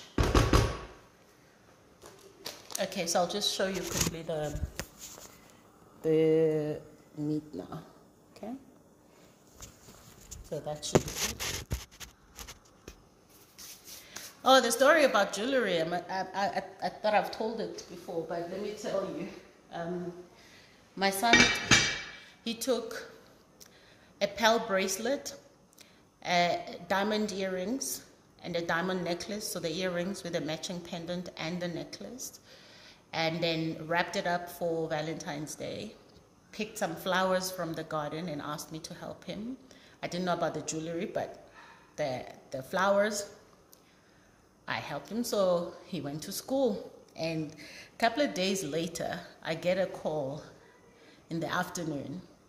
Somebody calls me from a landline and then drops the call, doesn't say anything. So I called back, and then it's this girl who my son had a crush on before. Guys, they were 8. I've had to deal with so much drama. So this girl called me. No, I say girl, I mean this child calls me and says, am I aware that my son gave jewelry to this other girl? So I said, nope, I wasn't aware. So I said, so why are you calling me? Guys, I'm the mother of the boy, okay? So let's just be clear about that. So I'm like, why are you calling me? You're calling me because you are unhappy you didn't get it, or what is this call about? And she said, this girl was 9. She said to me, no, I'm calling you because I think you need to know.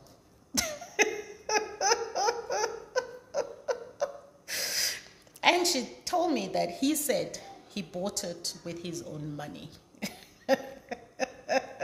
I was like, okay, now I'm interested.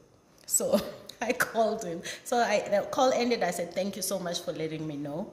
I really appreciate it. And yeah, goodbye. Then I called my son and I said, okay, so I just got this call. So, baby, before you even think of lying to me, let's just be understanding. Let's talk about what's happening. So,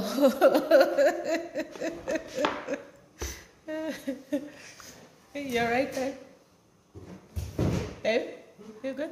Oh, okay, sure. I'm on a session, yeah. And yeah, so that's how I got to find out, and then I then asked him, and he said, yeah. He said, I did it, Mama, and I took them because, well, they were in my room, and I thought you didn't need them anymore, so I gave them to my crush.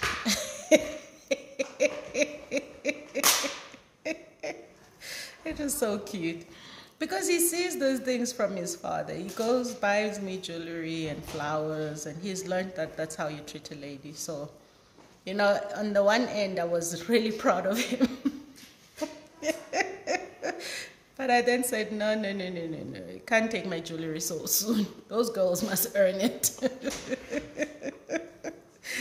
So he said he's really sorry. And I started, but also again, a teachable moment, because I started explaining to him that if you take and yes, my jewelry was in his room because we were still renovating my bedroom, and I used his cupboards as to store my jewelry. And I did leave those pieces there. But I said to him, though, the problem with that is you taking things that don't belong to you is stealing.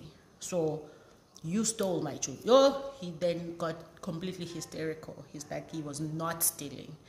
He doesn't steal. He's like, Mama, I don't steal. Mama, I'll never do that. So, and then I said to him, okay, I understand that, in fact, you did not understand what you're doing to be stealing. So, again, teachable moment. So I said, you know, you just have to ask for things before you take them.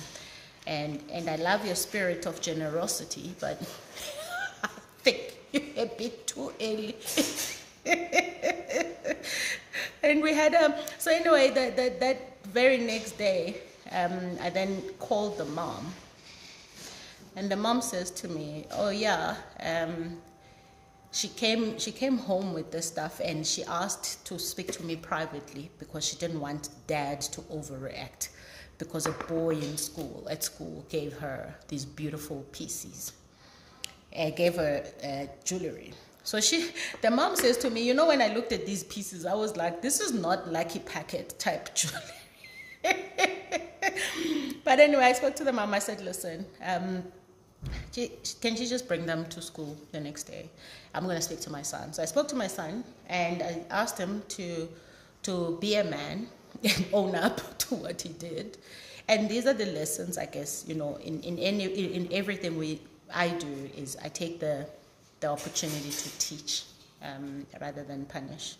So I said to him, you know, own up to what you did. Tell her that actually what you said was not true, and that it is your mom's jewelry, and that you appreciate that she brought it back, but you are going to get her, you know, her own piece with your own money. So yeah, I got my jewelry back, and then I took him to the store to go buy an age-appropriate piece of jewelry for her. And we did that, but a beautiful rose gold bracelet for children. And he took it to school the next day, and she was not impressed. She dumped him.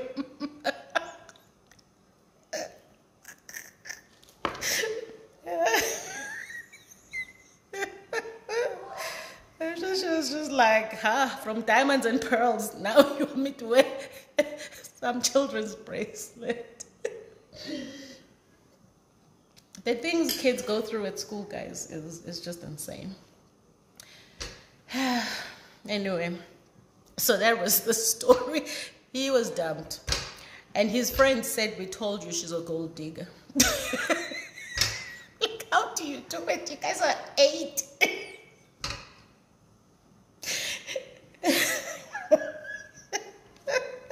He will die if he knew I was telling you guys this story. But he's learned from his father. They go together and they buy me jewelry and get me flowers. So I'm like, now what do you expect the child to do, you know? So that's how that relationship ended.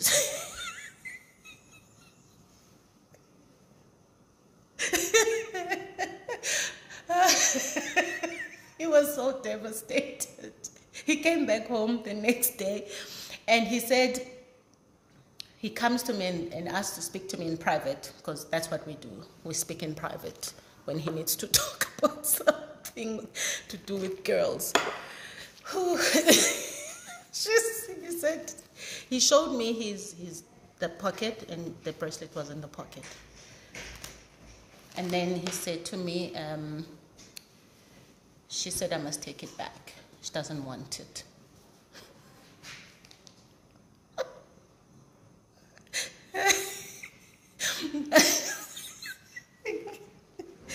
He was devastated. And then I said, okay, the right thing to do as a gentleman is not accept it back.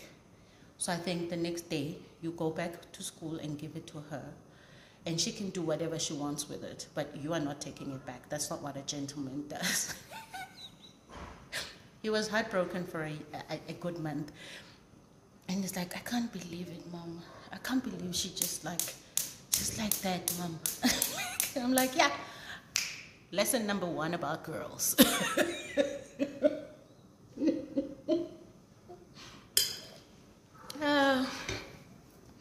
You asked for it, so anyway, that was that. It ended. He still has the biggest crush on her. But as a mom, I'm like, you deserve better. I'm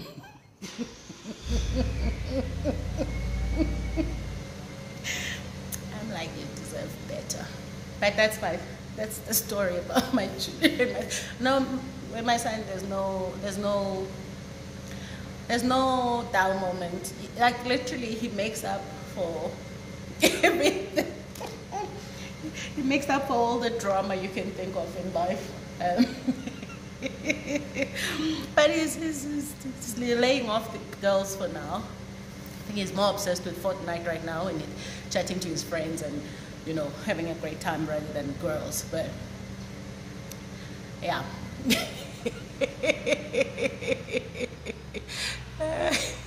I did get my jewelry back. I was happy about that. And I had to just like remind him of the lesson. So okay.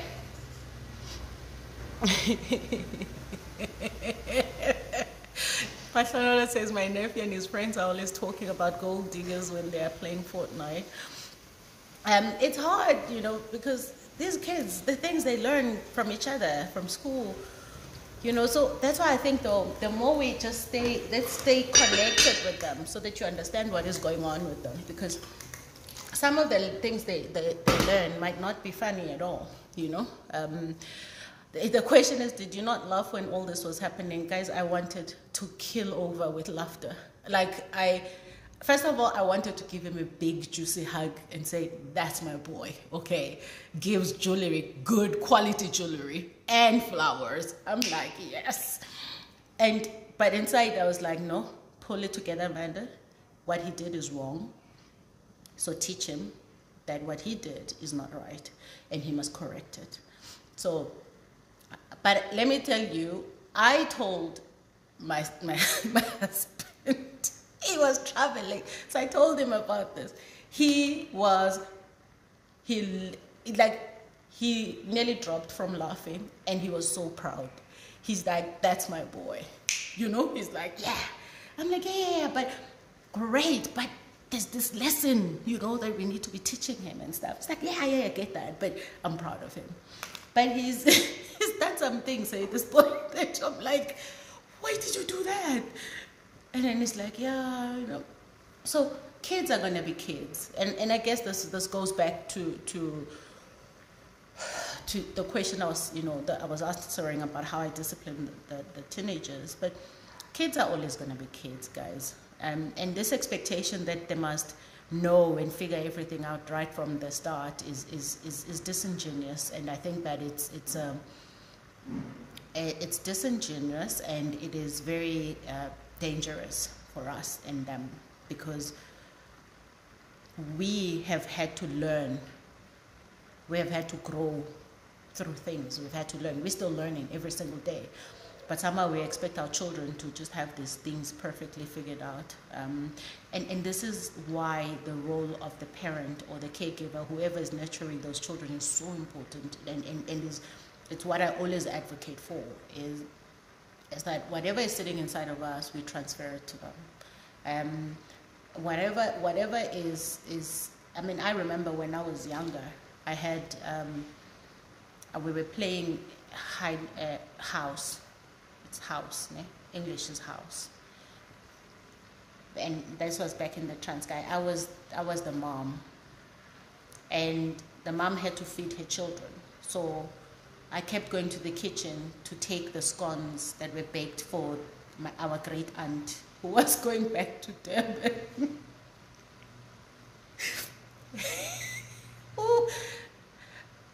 The only thing is, because in my head, I didn't think I was stealing. I was taking nice scones. Yo, they were nice. Yo, nice. I took the scones to go feed my children, my family. But I kept going until they were finished. I got the beating of my life, like my life. And by the way, I always got beaten up, but this time I got beaten for something I did. The other times I got beaten for things I didn't do. This time was the only time I got beaten for something that I actually did.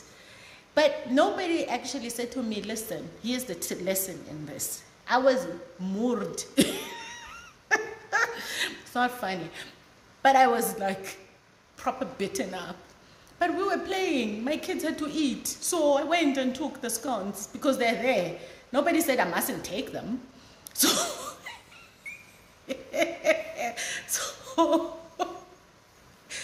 yeah, that was hard. But anyway, listen, we live and learn. Okay, let's get back to it.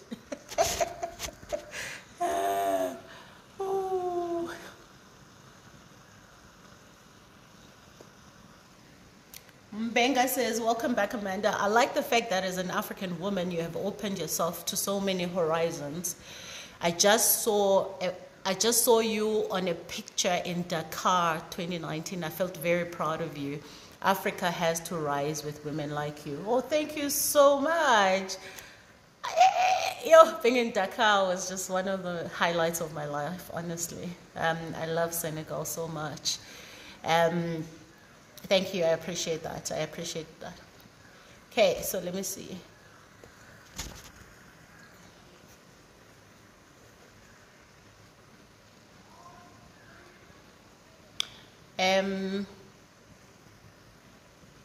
As a wife for so long, do you ever feel like you are outgrowing your partner and feel like you are brother and sister, then come back to feeling all smitten again?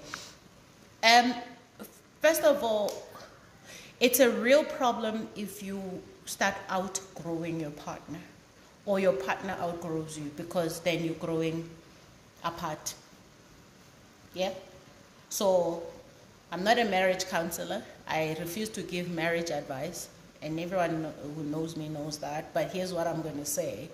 I wouldn't be with my husband if it wasn't still good and fun. Okay? Now, what you're saying is that you go through different phases. Like with anything in life, everybody goes through different phases. The phases when my husband buries himself in his work, and I have to literally tap him on the shoulder to say, oh, by the way, hello. Right? So there's something, though, that has to be core and fundamental in the union, that it's so solid that even those moments are not negative moments. They're moments where you allow your partner the space to breathe and the space to do what they need to do, but also recognize that now they need me to tap them on the shoulder and say, listen.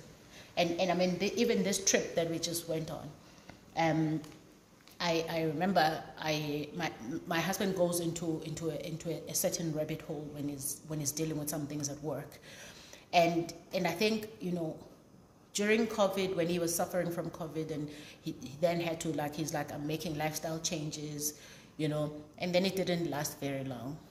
When he was back on the saddle, he was just like riding like a bicycle, you know.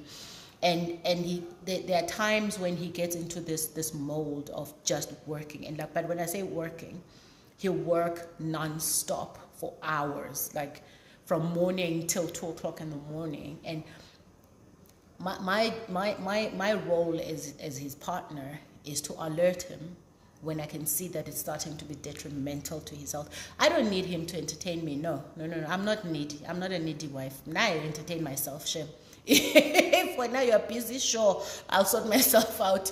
I'll do what I enjoy doing, you know. So it's not like when I tap him on the shoulder, it's because I need his attention. Yeah, I mean, attention is attention, but when you've been married for 14 years, that kind of attention takes on a different shape and form than what it may have been in the early years. So I do think that, you know, what I have to say is that every relationship goes through, you know, it's phases and its cycles. It's not dips. I don't call them dips because, you know, if you're calling it a dip, you are expecting to always be at a high. That does not reflect true life. That's not life, you know. Life is, we all have bad days. We all have moments where we have to zone into something. We all have times where you're like, listen, babe, I need some time out. You handle the kids. I don't ever feel like I'm brother and sister with my husband, and that's because, you know, I am, and some people have heard me say this. My husband is not my best friend. My husband is my husband. I have my best friends. He's my life partner. He's a great part of my life. I chose him to share my life with, to have children with. That is something special for me. And, you know, feeling like your brother and sister it's not something I would ever associate with my relationship. But, you know, love matures, love grows, takes on different shapes and meanings the older you get. I can rely on him. He's my partner in life. I can rely on him to pick up where I need him to pick up. I can rely on sharing a significant part of my life with him. So you know, I think that sometimes people expect relationships to remain the same, and I think you are setting yourself up for failure if you do that.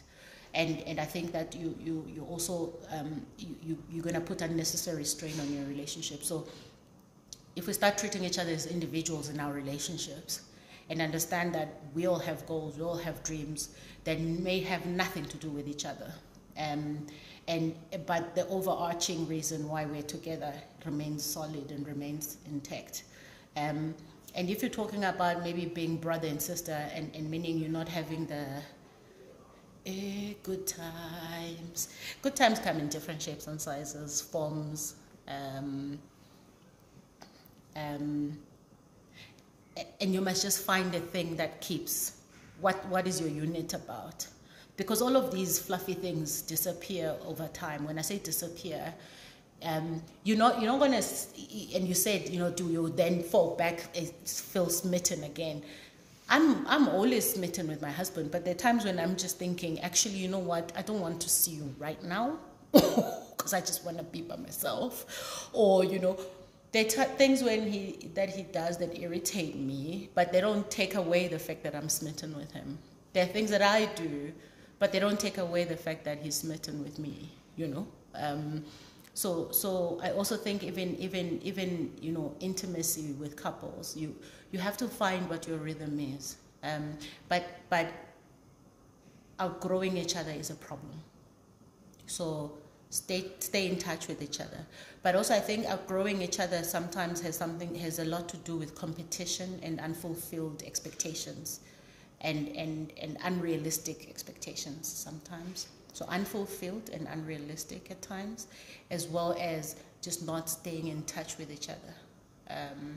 So as individualistic as we can be in our relationship, we still stay very in tune and in touch with each other. We are very close as a family, you know. So those are the things that matter to us. And then we're very close as a couple, but as a couple, we also understand that we're actually happy being individuals in the union. Because I don't like, my son will go wash the car, take forever, go hang out with his friends, climb the stairs, then have breakfast, then have lunch, and then play tennis. Sometimes he's just gone a day. I don't phone him and say, where are you? When are you coming? Why? What do I need him for? He's like, unless there's like some emergency that I can't handle, the man is allowed to have a life. Like I am allowed to have a life. Because there are days when I go and stay at a spa for a whole day, or go hang out with a girlfriend and just chill and, you know, do nothing when we could. And there are days when actually I just go right around doing my own things that have nothing to do with him. He won't call me and be like, Kanti, when are you coming home? Oh, night. You are not my parent. So, yeah. I hope in some shape or form I'm helping. But again, I stay away from things like that. But I really think that we need to check our expectations of each other in relationships. We need to check in what is, and remember, what is my way may not be your way. So So that's why I refrain from offering advice on matters like that, because what happens between two people is something that you just won't get. Because some of you girls who are like, oh, I wish I could breathe because everywhere I go, he's like, I swear. And then you complain when he doesn't ask you where you're going. And then you're like, why aren't you going to ask me where I'm going? But then you're complaining that he's always up in your business. I'm just like, girls, leave me alone. So find your rhythm, whatever that is. And Tulisa says she's clingy. You clingy people are difficult to deal with. Find your life, Lavi. Like, get a hobby or something. I don't know. Like, you have to learn to breathe without the other human being, because you are suffocating them if you need their oxygen to be able to supplement yours, because then it's a problem. There is no formula because some people like clingy people. No. Excuse me. I'm just getting some stuff that I left here, so just give me a moment. Okay, here we go. I'm just a person that can't handle clinginess because I'd die. All right, so I'm just now getting on with my mashed potato, because actually the reason why I'm here is to also cook. but actually I'm here to answer these questions whilst I'm cooking, which is for me the greatest formula. Let me top myself up. Please give me a moment.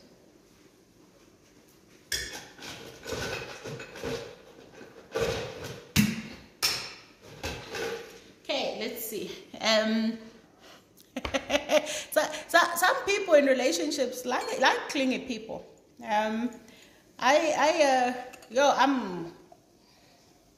Listen, I used to be called, in my corporate job, I had,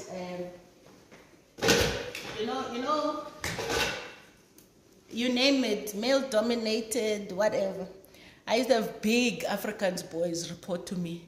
And they started calling me, they called me a moeder met 'n hout pram, I think. A mother with a wooden breast. That's what they called me. They're like, we come to you for sympathy. We get nothing. I'm like, but you are grown men. Why aren't you sorting yourselves out? So I'm not going to solve potty training problems. You are grown up. You do yourself. Okay? I'm like, you do you. But I'm very supportive. If you come to me looking for milk, some days I'm like, there's no milk actually. You must feed yourself. So I'm a bit of a mystery, because I'm supremely nurturing and supporting, but I can also be like, there's nothing here. So yeah, they call me a mother with a wooden breast. I think it's so flattering.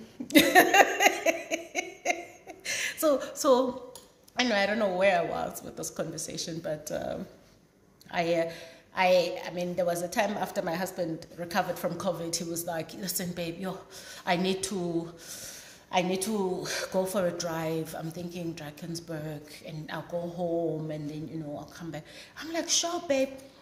And he's like, how? Aren't you gonna ask why am I coming with?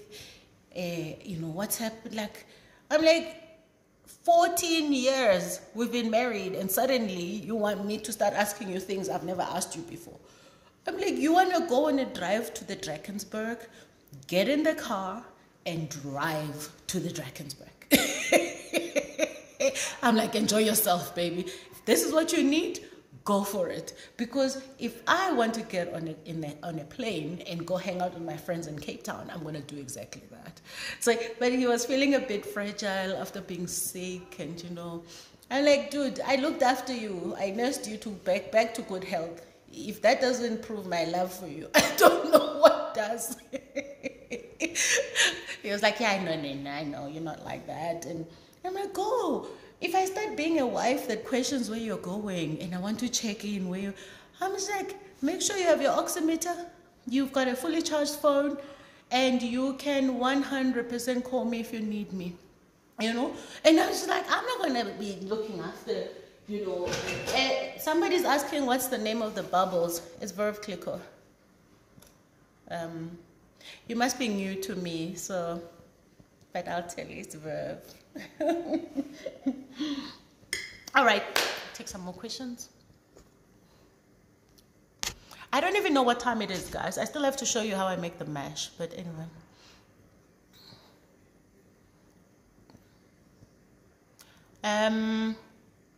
The name of my second book is a children's book. It's called A Brave Girl Named Aya.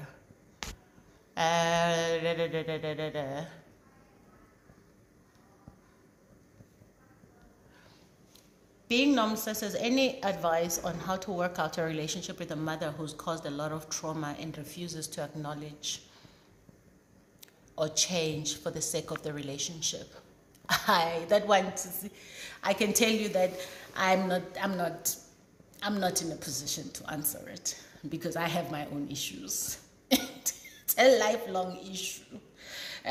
So I just keep my distance. Honestly, I just keep my boundaries intact, but it's a very difficult thing. It's really, really difficult. So I'm very clear that because it's something I'm still journeying through.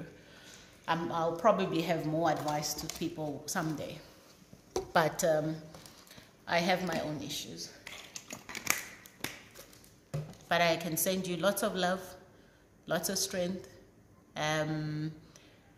It's a very hard thing to deal with, but you deserve to be happy. So come up with those boundaries. Do what you need to do to protect yourself emotionally, because that's actually what it is ultimately.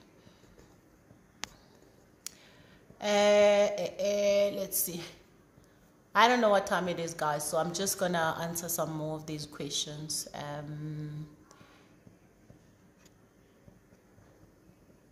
How soon, Lulu says, how soon do you recover from the demonic triggers that you constantly have to hustle from? I don't think it's a matter, it's not an event. So you don't, it's not something that you can, oh, I've now recovered. No, because triggers are triggers. And if you've had trauma and pain, it stays with you. Even though you've recovered from it, I mean, look at me. I'm like, none of that stuff actually matters to me anymore. But there are triggers, and the long-lasting impact of trauma and pain is such that you have to be dealing with the effects of it long after the event itself. So it's not a you know, it's a lifelong. It's like I always say, it's like being an alcoholic. You have to be spending the rest of your life managing that. It's like being a substance abuser.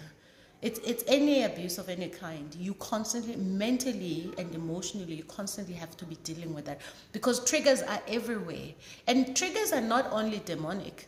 There's positive triggers. But they're triggers nonetheless. Me being a great mom is a trigger every single day of my life. But you learn to be comfortable with triggers.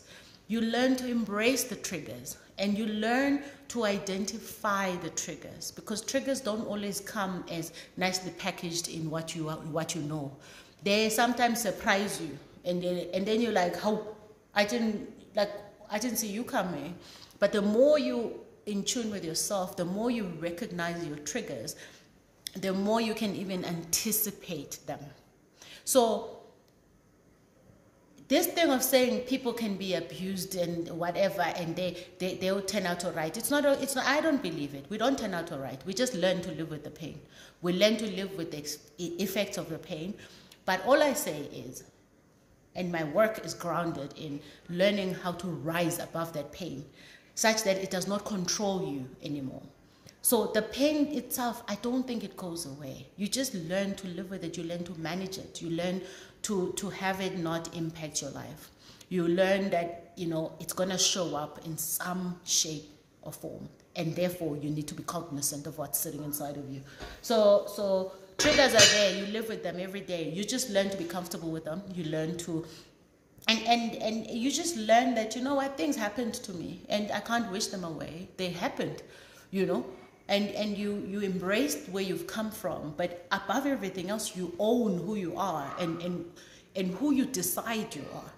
And you don't let any of that negativity and the pain control that narrative. So yeah, it's when I say it's an everyday struggle, there are days when you don't even think about it. There are days when you've become so comfortable with the triggers that they are just a normal part of your life. And then there are days where you sit in a corner and you cry about things because something triggered you. I'll tell you when I cry the most. When I watch people chasing their dreams. Like, I watch The Voice, I'll watch South African Idols, I'll watch, you know, like those kind of, you know, platforms where people, ordinary people, are really fighting to reach their potential. Of course, some of them are just completely hilarious. I'm always crying with Unati when she's crying on Idols. I can't wait for Idols because we watch that with my kids. But the wooden mic as well. So, but the point is that I'm triggered when people are putting everything on the line and chasing their dreams and doing whatever they can. And it really is something that really triggers me. And I cry when I'm watching those shows because I'm so proud. I don't cry from a place of sadness though. I cry from a place of acknowledging what they're doing and acknowledging the effort because I've been there, you know. So yeah, triggers are everywhere. You just learn to be comfortable with them. Otherwise, you'll be mad. Like you'll lose it completely. So what's money relation says, what's your philosophy on managing money on a day-to-day? Example, do you keep a household budget? So I have to think about how I respond to this. Because you people of the streets of the internet can be so strange. We don't have a household budget. So we don't say, these are the things we need to do. This is how much we have for them. Therefore, take out this because you don't have enough for them. Which, by the way, I think is something that people should do who don't have, you know, the luxury and elasticity of resources.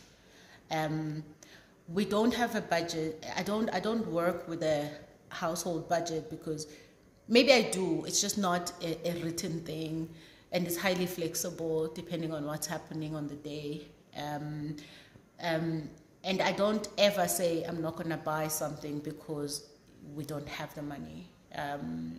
And I think these are some of the things, if you read anything about Maslow's hierarchy of needs, there's a point where a budget like that is applicable to someone's life. I'm at a different life stage. I'm not at a life stage where I have to watch the pennies.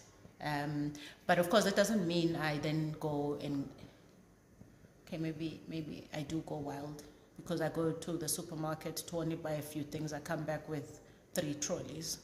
But I'm fortunate that I'm in a position where I don't have to watch the pennies. However, it doesn't mean I'm just throwing money away. And yeah, so I think maybe I could be mistaken, but a lot of us would love to get to a point in our lives where we don't think about a budget, where we spend what we need to spend when we need to spend it. And yeah, so I don't really go with the household budget, but what is my philosophy on managing money on a day-to-day basis? I don't want to have to manage money on a day-to-day basis. I just want the money to work for me. So I make it so that it works for me. And in my house, I know that the fees must be paid. You at the beginning of the year, we're clear about what needs to be paid up front and get that out of the way, and then there's everyday living which you just get on with, So I'm clear that savings and investments are a priority. I'm clear that there's money that has to be put away for the children's education. There's money that has to be put away for, whatever emergency. We don't have a lot of credit cards, so the only credit card I have is the one to buy groceries with, but I put money in it so that I can get the rewards, because the amount I spend at that supermarket, every reward matters. So I go after every reward. If I'm gonna save something on something, I'll take it, So as a result, I get very frustrated when I have to pay for things and people ask me for a credit card, and I'm like, I don't have a credit card. We live in a society that has perpetuated credit so much that, and it doesn't mean I don't have debt. Let me just be clear. It's just my debt is not credit card debt. So we have a philosophy in terms of, my husband has a certain figure that he always has to have in his bank account. I don't. I'm just like, I just want to live. I'm not concrete on how much I should have in my bank account. I know how much I have in all of my other portfolios, which that's where the money matters. But everyday money is about using it and working for it and living your dreams and buy the champagne if you want it. It's about, live your life so I'm no longer at a life stage where I'm worried about a budget. But I am at a life stage where I'm able to buy the things I want to buy when I want to buy them. And guys, I'm 43, so to a large degree, I think I've learned my money lessons. I've taken the bad lessons too. If the ones no one taught me, I've learned them myself. So yeah. I'm gonna have to finish cooking. I hope that helps.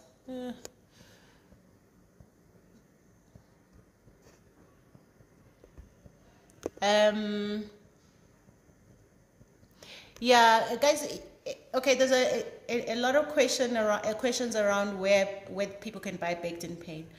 You can only buy Baked in Pain at amandadambuza.com. None of these bookshops you keep telling me you go to will have my book, because I shut that down. They were reselling my book via the back door and pricing it at a ridiculous amount. Now that amount is worthy of my book, so that's not the point. The point is that they were taking out majority of the people from buying that book. So I'll give you an example. At the time that Exclusive Books, Bargain Books, Take a Lot, Loot, or whoever those people are, at the time they were selling my book, I was selling it for 185 rands. They were selling it for 453 rands. They were selling it for 353 rands. They were selling it for all of the, and unfortunately, and Exclusive Books in particular, I will single them out because I spoke to them before I published my book. They said they were not interested in working with self-published authors.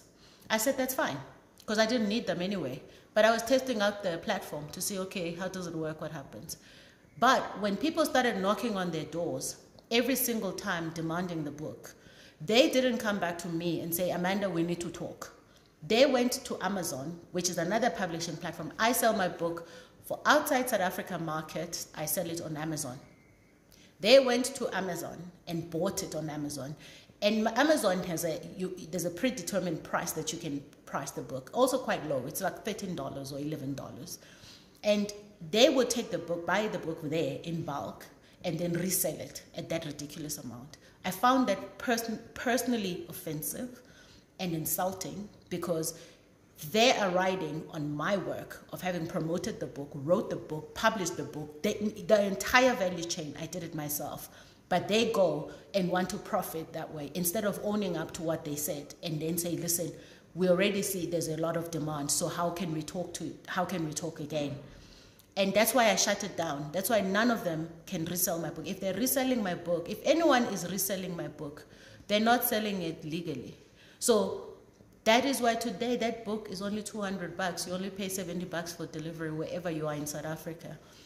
Outside South Africa, Namibia, there's a lady that I agreed to a higher price because the shipping from here to Namibia is quite high. And outside of South Africa, people can sell the book, you know, and to be honest, I'm fortunate that the lady in Namibia did ask, realistically said, listen, can I please sell this book a little higher because the shipping costs were quite heavy. And I said, yes, of course. But in South Africa, no one is allowed to sell my book for more than what I sell it for, because then you're taking out the bulk of the people that the book is meant for. You can get an ebook on Amazon. Ebook is on Amazon. Outside South Africa market is on Amazon. In South Africa, the only place you're going to buy my book is amandatambuza.com. That's it. And I'm talking about Baked in Pain. I did agree to sell a brave girl named Aya on the Art of Superwomen for Oloitu. Even there, we agreed what the book is not selling for, and that's a brave girl named Aya. It's not selling for more than what I sell it for. So you won't get my book anywhere else. If you do, you'll probably pay more than what you would pay from me, and they wouldn't have gotten it legally.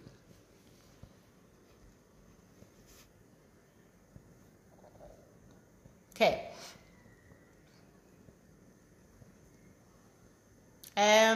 Somebody's asking me about my table setup. We just put placemats, the plate, a fork and a knife, and a spoon if you need it. But I don't think there's a story there at all. I'm not those people who go and... In my home, even when there's flowers on the dining table, anything on the dining table, we remove it when we're sitting to dine, because we don't want anything getting in the way of our eye line. So you see those tables with where you have to be doing this to see people? That's not me. Very simple. Placemat, plate, fork and a knife, a spoon, and then whatever glass you are using or drinking out of. Hundreds. Okay, let me show you how I make the mash. So, when you make the mash, this is your friend. This is your friend. Number one friend. Let's call her that.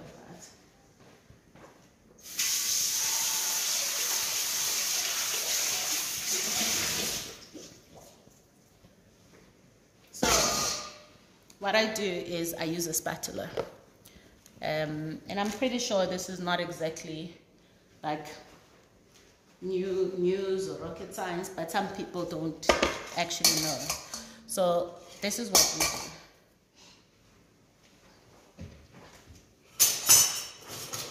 So I'm going to take the potatoes. So sometimes what I do is just smash them a bit. So I'll show you now.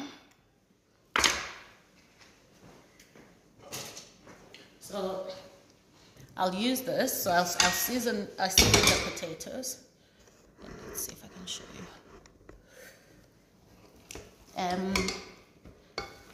So I'm just gonna use this to mash them a bit, and then make sure that they have that nice consistency. So I pour some milk. But with mine, I also add cream. So I add pouring cream. And then a bit of seasoning. So I use sea salt. And seasoning, guys, that's something that you have to learn your own rhythm. You have to learn what works for you and what doesn't. I don't put a lot of seasoning in my food because my family, my husband particularly, doesn't like over-seasoned food. So, and it's not healthy anyway to put too much salt and things. But I have I have bouts of low blood pressure. So I'm not on medication or anything, but sometimes my blood pressure just drops. It like happens maybe once in like 3-4 years, and then my doctor said I must just take extra salt when that happens. So I like seasoning because it helps me keep my low blood pressure in check. All right, so, and I've had that thing since I was like 21. I swear to God, I don't know why. My blood pressure, and doctors don't really tell you why you have low blood pressure, because every single thing checks. I'm one of those people who do annual blood tests for everything. But like when I say blood test for everything, I mean everything. But at the top of my list, I'm always like, okay, so let's check the liver functioning. And then let's check the kidneys. Let's check the lungs. Everything that I can check, I check. I do my mammograms every year. Okay, I didn't do one last year because, well, you know, so I need to go out for one. I do my pap smears. That's how I could pick up, you know, those abnormal cells I had in my cervix. I had to cut out my cervix because that thing was getting cancerous. So you gotta take a hold of your health. And thank God I was no longer having children. So, but even if you are, if your health is at risk, you know, you have to look after yourself. So what I do with this is I pour some here. So, and you just pour, you know, manageable chunks. So what happens with this is you just keep, it looks like a lot of work, but when you actually have come to know how to do it, it's easier. So you literally squeeze this to come through the sieve until it's so smooth that you actually have the smoothest mash you can think of. So, you see? I showed you. See? That's all the smooth mash will come out here. So you keep smoothing it until you're happy with it, and then you add butter, some more milk, and then some more cream and seasoning. However else you then want to have it. But that's how that's exactly how I do my mash. So I've showed you how to do this. I swear to God, there's probably some more motorized way of doing it, but this is how I do it. And it's the best, because then you end up with this beautiful, beautiful soft mash. Okay, so since that's going to be a bit of admin, let me answer some questions for you, and then I'll finish off that. And then I'm going to start finishing off my lamb as well. I'll show you the mushrooms because I'm going to have them, I'm going to make those a bit later. And then I've got some green vegetables as well, because I don't really like serve any food without something green. It just feels like it doesn't have life, you know, it's like it doesn't have life. So I love green vegetables. Yes, so I hope you got that, okay? So you sieve the mash until you get that beautiful silky smooth mash. And if you still have lumps in this one, which you shouldn't have, you just keep repeating the technique. Okay, so let me quickly show you the lamb now, and I'm gonna start now with the seasoning process. So one of the things I do with my any stew that I make, I use pasta sauce, because you can, I mean, I use tomato paste, and I can also use, you know, those canned tomatoes. The ones I like are the ones that are sweet. So like an Italian tomato, pomodoro, that's quite sweet, pomodoro. But the reason I do that, and it's all about preference, is because sometimes tomatoes can be so harsh and sharp. So I always just mix it up. And you can dial down the harshness of a tomato by using a sprinkle of brown sugar, or I use Mrs. Balls a lot. This is not a product endorsement, but I use Mrs. Balls, or chutney. I've got onion chutney, I've got fruit chutney, peach chutney. I use a little chutney. Whoever is being given advice about using easy equity, whatever, if you're looking for financial advice, please contact a financial advisor, certified professional financial advisor. I don't know what the question was, but that's my answer. No one should ever tell you where to go for financial advice, because if something goes wrong, and no one is actually legally allowed to give you financial advice. I can tell you what I do, yes, but you still have to have your own risk profile assessed. You still have to have your own portfolio done up by somebody professional, okay? Don't go around listening to people. Excuse me one moment. Okay, I'm going to show you some of the things I'm doing.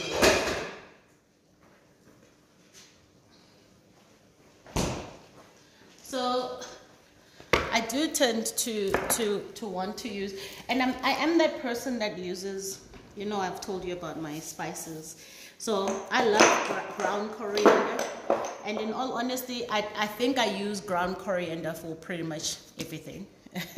I use ground coriander and fresh coriander.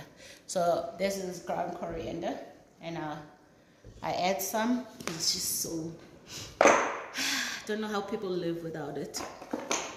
And then I'm gonna add some cumin. So I add ground cumin. I add my fresh spices just before I dish up the meal, because then those aromas just stay there for a long time. Okay.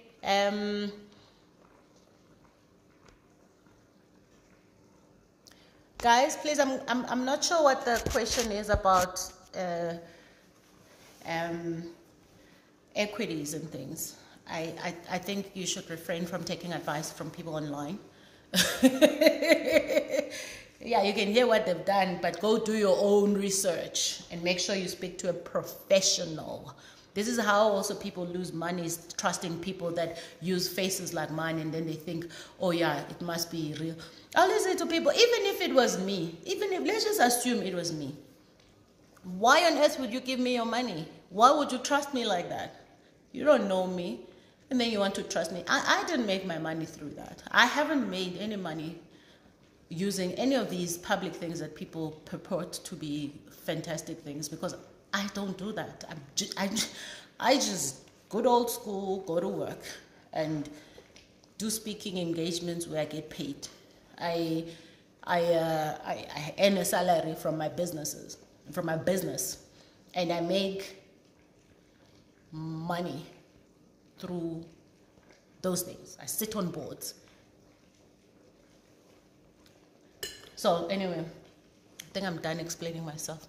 Okay, let me just see what's happening here, guys, and then I'm gonna have to get off. I don't even know what time it is. Let me check. 25 past 1. Okay.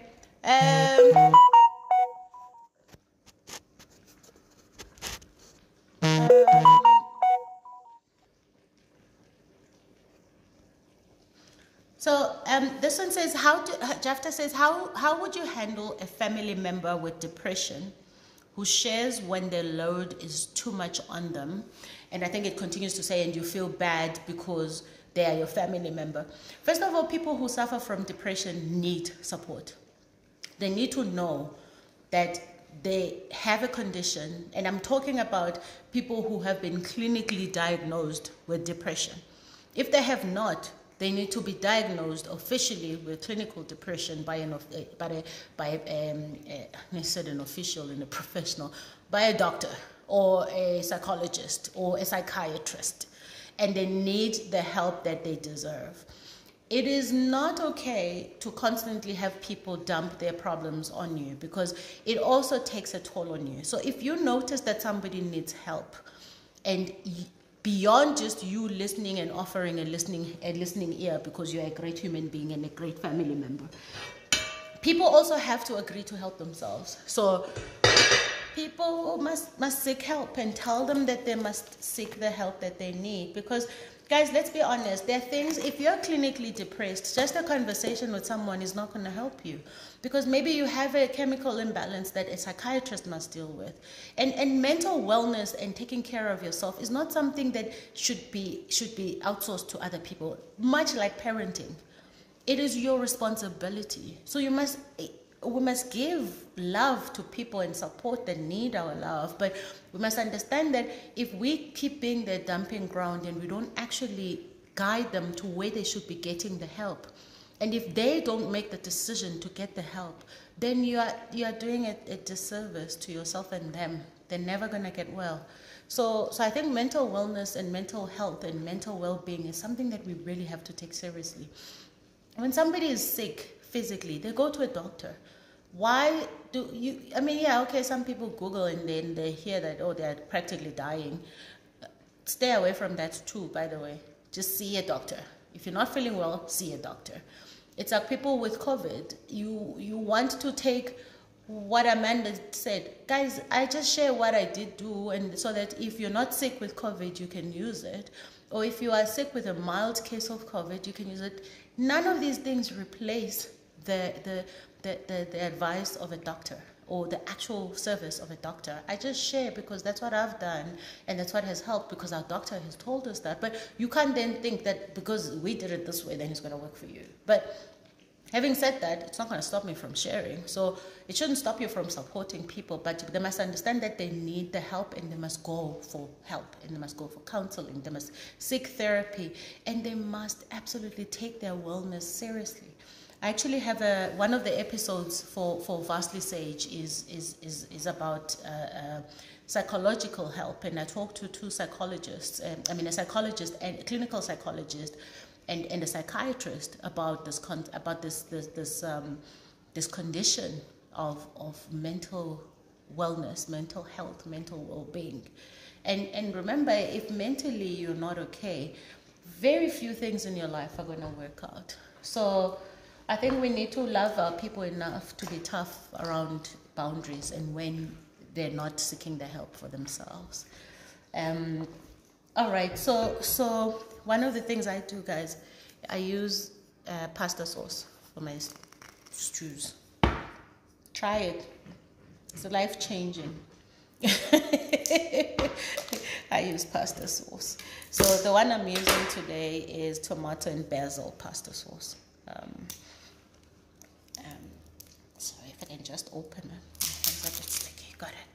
All right. So let me just show you. All right. That is looking so good. Look at that. Okay. So that's what I do. And then just gonna mix that up.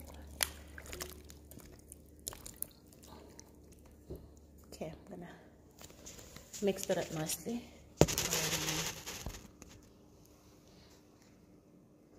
Okay, let me see. Someone is asking which tribe from Xhosa do I come from. I'm Ndili. But my dad was Zulu, so I'm Zulu and Xhosa.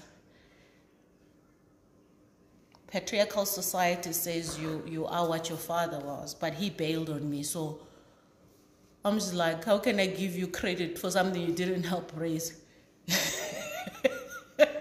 But yeah, I was born Mthethwa, raised a Xhosa person. But I actually decided to just carve my own identity and build my own life, because even the Xhosa side had its own issues. But yeah, there's also something called caramelized onion chutney, which is amazing on, if you just want a snack and you're having crackers, you can put this on and some cheese. Yummy. The kids love it. My husband loves it. So I also let's add a spoon of this.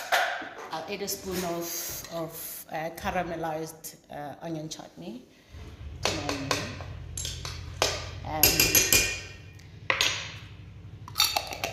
Now this is where real cooks are separated from those trying. It's what you add, because sometimes you can add the same thing and it doesn't come out right, but ultimately you need to cook more to be confident about your cooking and to get, you know, what you're trying to achieve. So I also use, Mrs. Balls. I don't even know who Mrs. Balls was, but it's amazing.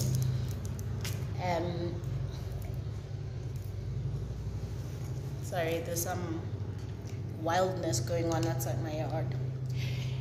So I'll just take a spoon of that as well. Again, what I then do with this is I'm still gonna add. My neighbor has a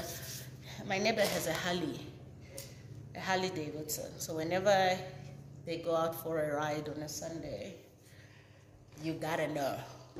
So my friends have Harleys. I have no friends with Harleys, and Nathaniel has a Harley, I think.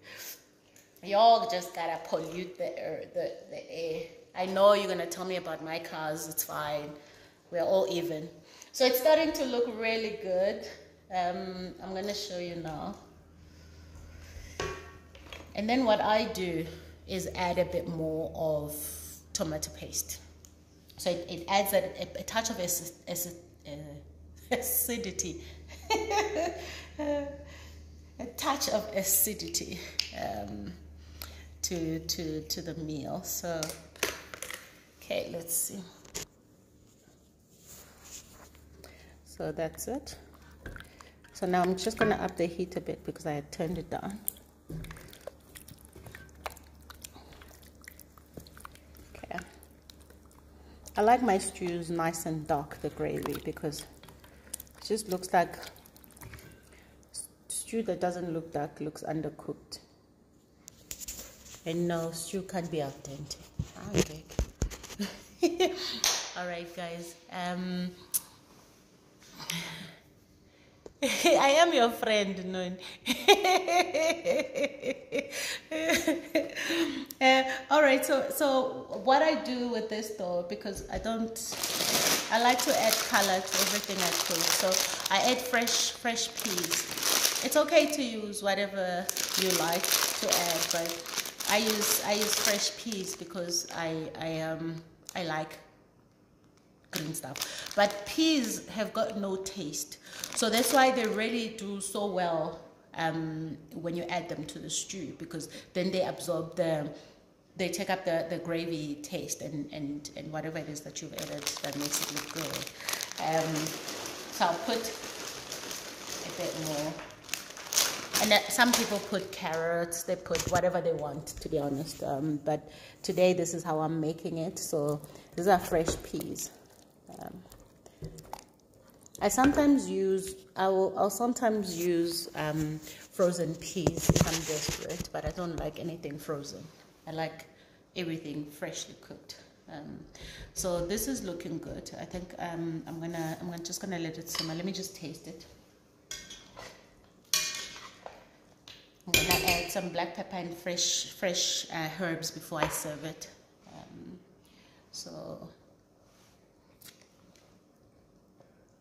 Oh, it's so nice.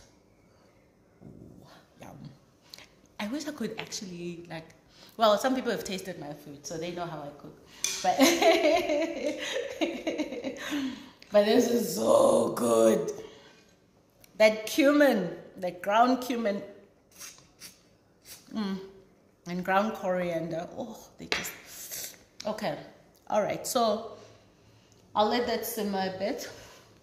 I'll get my fresh herbs outside in the garden. This here, what I do with this is, if I need more,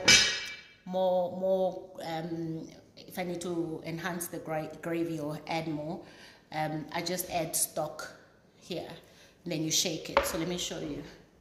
You don't waste anything, guys. You know. There's this question here about how do I overcome fear of success given my background. I think you should put that in the question box. I've answered it before. I have no fear about my success because I've worked for it. So I have no fear that someone will come and take it, because if I worked for it, who can take it away from me? Only God has that power. So I have zero fear and zero guilt about it. How many boards do I sit on? I just got appointed to another board on the 1st of June. And I'm really excited. I've been personally, quietly celebrating that. So I sit on... I sit on 4 boards currently. One, I used to chair Grindrod Bank. I was the chairperson of Grindrod Bank. I stepped down last year because it was consuming a lot of my time. It was administratively a nightmare. So I stepped down to allow space for 2 more boards. So I've got another listed board pending that's going to come through soon. So my personal goals have been met on that one. And yeah, so I've got some stock here. I also sit on 2 private boards, small, big companies, but private. 3 private, in fact. I like private companies because there's none of this onerous JSE listing stuff. Oh, thank you. Thank you. But yeah, it's a huge responsibility, but I enjoy that responsibility because that's also how I keep myself mentally challenged. And the networks that you get to grow there. I mean, I work with the most amazing people and people I wouldn't have otherwise met, you know. So yeah, let me show you this now, and I'm just gonna let it. Yeah, see how beautiful that looks. This is just amazing. And it tastes so good. So I'm gonna let it simmer. So yeah, guys, I have a lot of personal goals. I am that person that constantly has to challenge myself because if I don't, I get bored very quickly. I can't sit idle. I know how to rest. I know how to take time out. I've learned not to work extremely hard, but smarter. I've learned to delegate a lot of things. I've learned to build platforms that can sustain themselves independently of me, because otherwise I'll never have a life. But you know, I have to keep myself challenged all the time. I have that brain that just has to keep sucking something, and that's why I'm so careful about what I consume, because it's really, really important. It's so important. It's so important. Okay, so I'm done with this now, and I'm just gonna let this. I'm gonna let the meat simmer just so that we get the, you know, the gravy thickening more, and then the peas cooking. The peas are so quick to cook. That's why you leave them right to the end.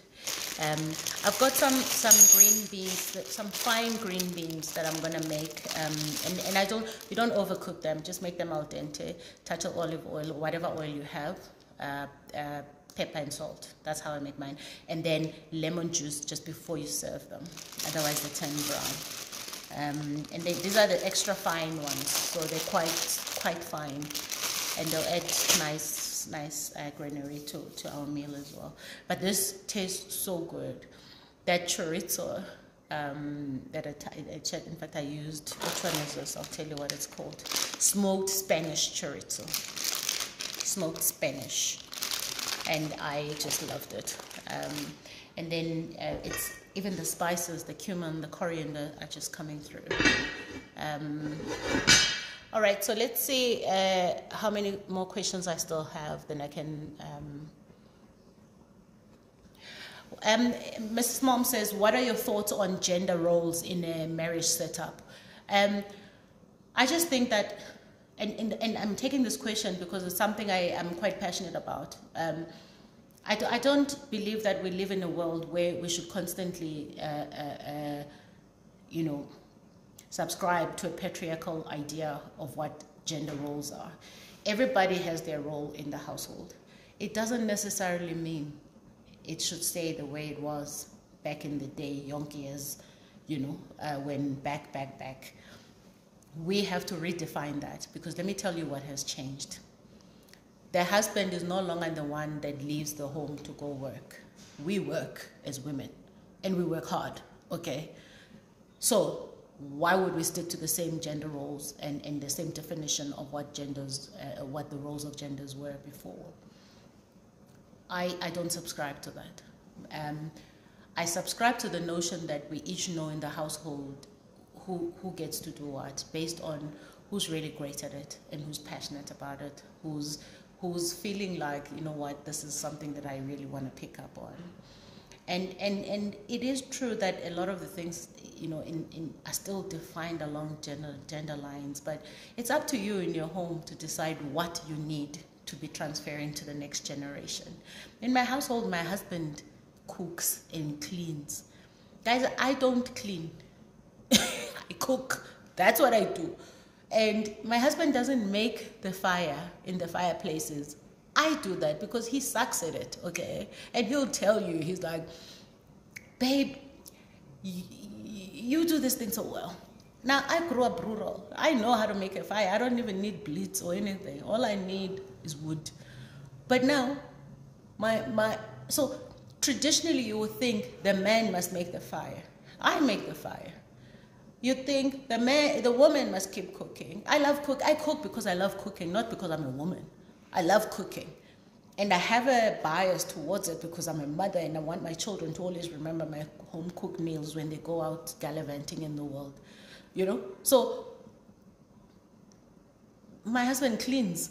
Like, he's done that when we were dating, we never lived with each other, but he'd clean his own place. Now I wouldn't come to his place and clean for him. Why would I do that? It's his place. So here, he cleans. There's nobody that's treated differently from the other. He washes the dishes. He's passionate about that stuff. He doesn't like untidy spaces, so he's quite a neat freak. Like, when we go on holiday, when we arrive in the hotel, the first thing my husband does is unpack his suitcase and packs in the wardrobe. Like, me, I live out of the suitcase. It's chaos in my world. So people must do what they want as long as there's a rhythm. I talk about rhythm a lot. And I just think everyone in their home, it's your household, you decide what your rules are.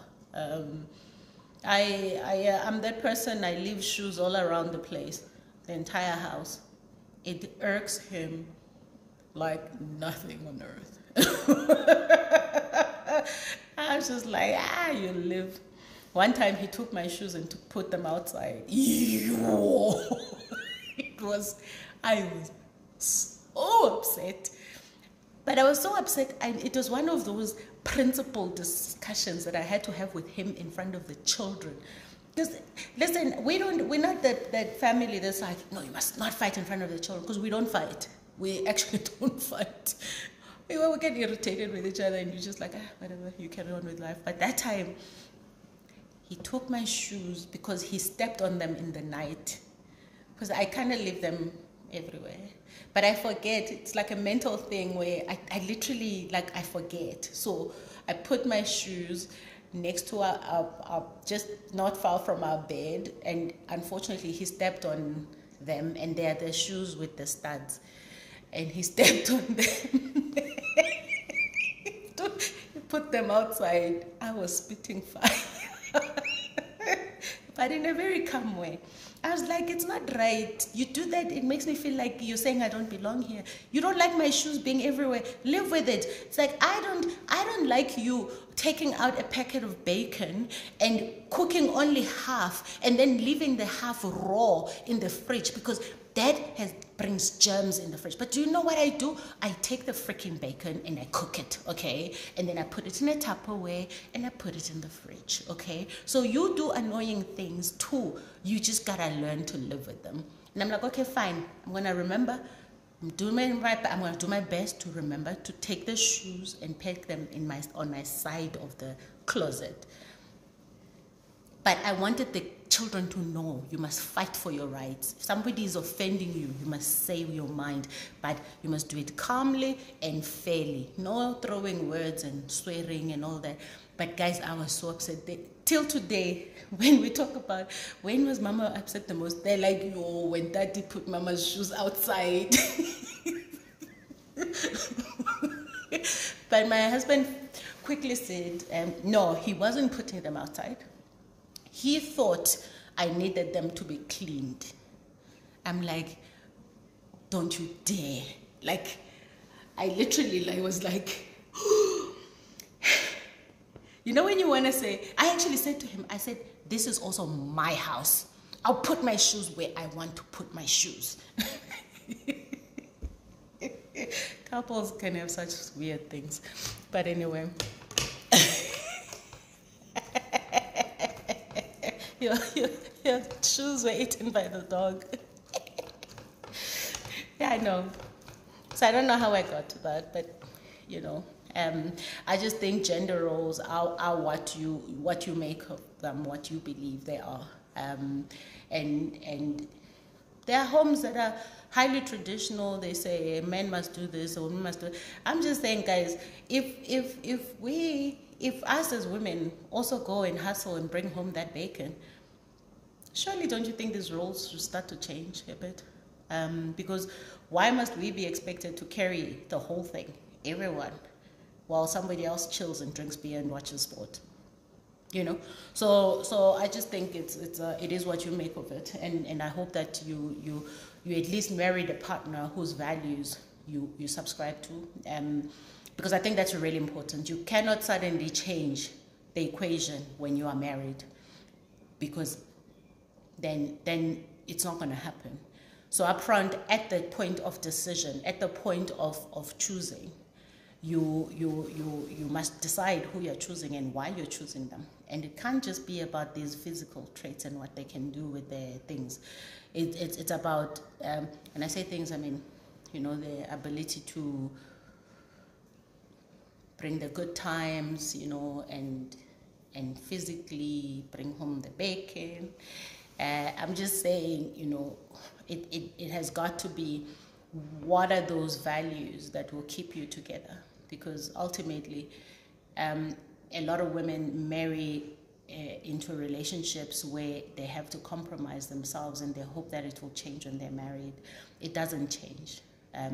None of us change when we're married. You caught it, me? None of us change when we're married. We become who we've always wanted to be, or who we are, because we think that we're comfortable now. You know, I'm not pleading and begging for you to love me, so you take it as it is. I'm also at that point where I was just like, listen, then this is it. If someone doesn't like something, it's too late for me to change, honestly. Especially because I don't want to change. I change the things I want to change. People only change the things they want to change. They don't change them because you say they must change them. So the issue of the shoes hasn't really changed much, let me say that. But I've now learned, instead of letting the shoes just lie there by the bed, I put them under a little chair by the bath, so that when he goes to the bathroom in the night, he doesn't step on the shoes. But the shoes are still exactly where I would have probably left them. But I'm also a little more conscious now. I'm like, okay, when I undress, I must actually go and do it by my closet space, not by the bed, because that's like naturally where you do it. But I actually told him, I mean, even this, my husband will take out a packet of meat. Whatever he takes out, he only cooks half. I don't understand it whatsoever. He'd rather take out, he'll take a packet of meat. There's 6 pieces. My husband will take 3 pieces, cut them into little things and make them. And I understand he grew up in a really big family, right? Like, he's got 5 siblings. And I was just like, but why don't you just cook the whole thing and then put it in a Tupperware and then you just warm it up? Like, why must And then often this thing goes off and then we don't use it. And then the fridge, everything smells like the thing in the fridge. I'm like, it's raw stuff. Why don't you even cover it? So we all have our quirks. And if you can't live with my quirks, I'm not going to live with yours. All right, guys, let me finish up my cooking. Let me take, what time is it?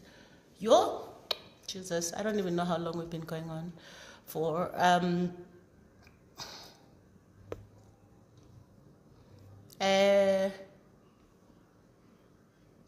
I'll take this personal one. Your removal of cervix, didn't it play with your hormones? No, it didn't at all. Not even one bit, actually. I went through multiple different operations to remove abnormal cells, which were picked up during a pap smear, which is why you should have your pap smear every year. So I've always had, oh, by the way, on the topic of cervix cancer, which I think is important to talk about, we need to send our teenage children for HPV vaccination. Vaccinate your children for HPV. It is a virus that is present in everyone that is sexually active. So both boys and girls must be vaccinated. You get it's 2 doses. I think when girls turn 12, and boys, I think when they turn 10 or 11, it's really important. That is how you prevent cervix cancer. HPV is a virus that you get when you're sexually active. And I mean, these are things I get to learn about because I also had to deal with abnormal cells that could have turned cancerous. So I had to deal with those, and my gynae was very active about this. And you know, read up about HPV. It's well documented. It exists, and I just think a lot of parents aren't in tune with it. And why this bothers me so much is because, you know, I once saw somebody in a hospital when I went to see a friend of mine who had cervix cancer. I have never seen anyone in that much excruciating pain before. And I literally used to tell myself that, you know, it would be such a shame if I end up with cervix cancer or any kind of cancer that could have been avoided. As a result, you know, I do my pap smears every year. And unfortunately also because I don't really have family roots, I can't go back and say my father's side was their cancer, what kind of cancer. So it means I have to be very, very active in managing my own health situation. So it's so important to get girls by the time they turn 12 vaccinated for HPV, and she's called, it's human papillova virus. Yeah. So because humans have got all these viruses, guys, we just have to deal with them in the best way we can. Boys and girls must be vaccinated for it, and it helps you prevent cervix cancer. So yeah, I had to literally, like, I said to the doctor, listen here, I've got 3 kids. There's no chance that I'm doing this again. So take out what needs to be taken out. My kids would rather have me for longer than me trying to have more children, by the way, which wasn't happening, so thank God. But I know that there are a lot of people who still would like to have more children, and they're faced with this trouble and this challenge. But, you know, you'd rather just do what you need to do to still have a life, that you can actually have a healthy life. So I did. I did. After like probably 4 operations, and these abnormal cells kept coming back. And I said to my gynae, listen, let's papilloma or papillova? Papilloma. I forgot, and I'm cooking and drinking, so you can Google. It's HPV. So do what you need to do, but also please, just if you can, just be responsible with our children. Carly says pap smear very important. I also caught cancer cells in my cervix through a pap smear. I'm 44 now. Had a hysterectomy at 41, and I'm all good. And that's okay. You know, you do what you have to. And I mean, I probably removed 90% of my cervix. So it's health, you know, and it matters. But let's empower ourselves with the right knowledge and information to make sure that our children don't have to suffer some of the things that we've had to deal with purely out of lack of information. And there's no shame in it. There's nothing wrong with it. It just is a condition that human beings have to deal with, unless you decide you don't do those, like, you know, you're not active. But I don't know. Maybe it will come through other means. Okay, guys, I think that there are some questions here. I'll take one I've never been asked before. Sepe says, for your lobola negotiations, was your family happy to negotiate it, or it had its challenges? I'm yet to come across lobola negotiations that did not have challenges. Because by their very nature, your family starts thinking this is an opportunity to make money out of you. And that's the fact of the matter.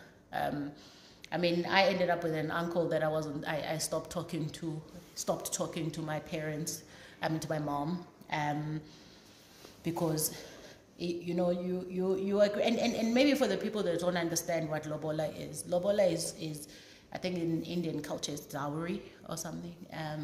But lobola is a form of tradition where you unite two families. So the guy pays lobola. By the way, I have my opinions on lobola, but I won't say anything about them today. Wow. But the point is that it's a symbolic act of, traditionally they would bring cows, real cattle, cows, to the girl's home to ask for her hand in marriage. And as cultures evolve and times change, people, you know, it became about, okay, so instead of an actual living cow moo, there's now cash in place of the cow. And needless to say, this is one of the most abused cultures, I believe, because everyone starts wanting to claim for something they never even help you build.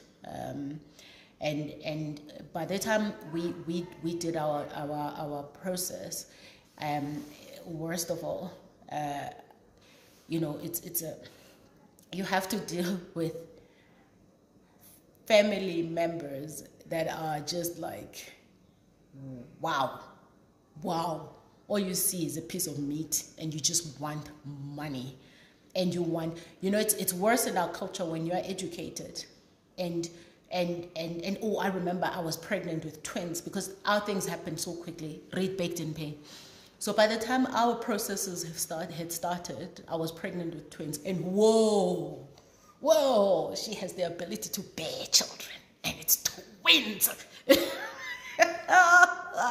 Everything that I had agreed to with my mother, because I mean, I had to go check in for my dude, you know. My dude was like, so what's the expectation? So I had to go check in. That's what we do.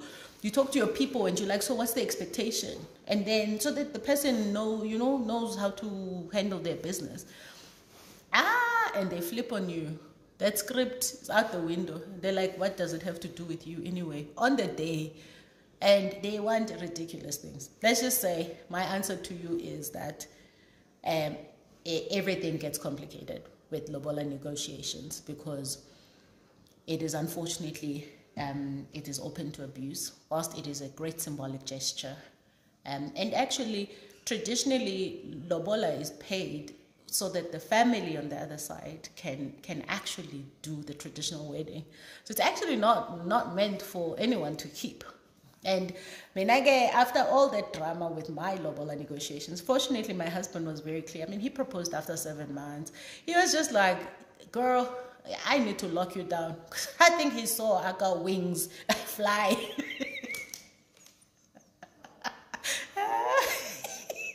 He was just like, yo, I need to put a ring on this one so quickly. And he was just like, it's fine. was frustrating, but you know what? They managed it because he was very clear about what he wanted. So it ended up being more than what he had hoped it would be, but that's the price you pay. And I got even more upset because after all of that drama, my traditional wedding was a disaster. The food was horrendous. I'm so glad that we threw a big party for our wedding, which was on a Friday, and it was the best. Like, oh, everything was flowing. It was the best, and we only had like 140 people, and that was it.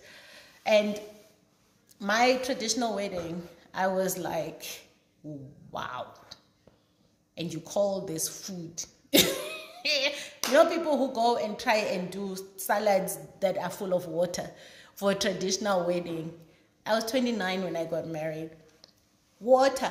And you're just like, why didn't you just make samp, dumpling, and just meat traditionally cooked? Why did you go and try and be fancy and mess up what is supposed to be such a wonderful day?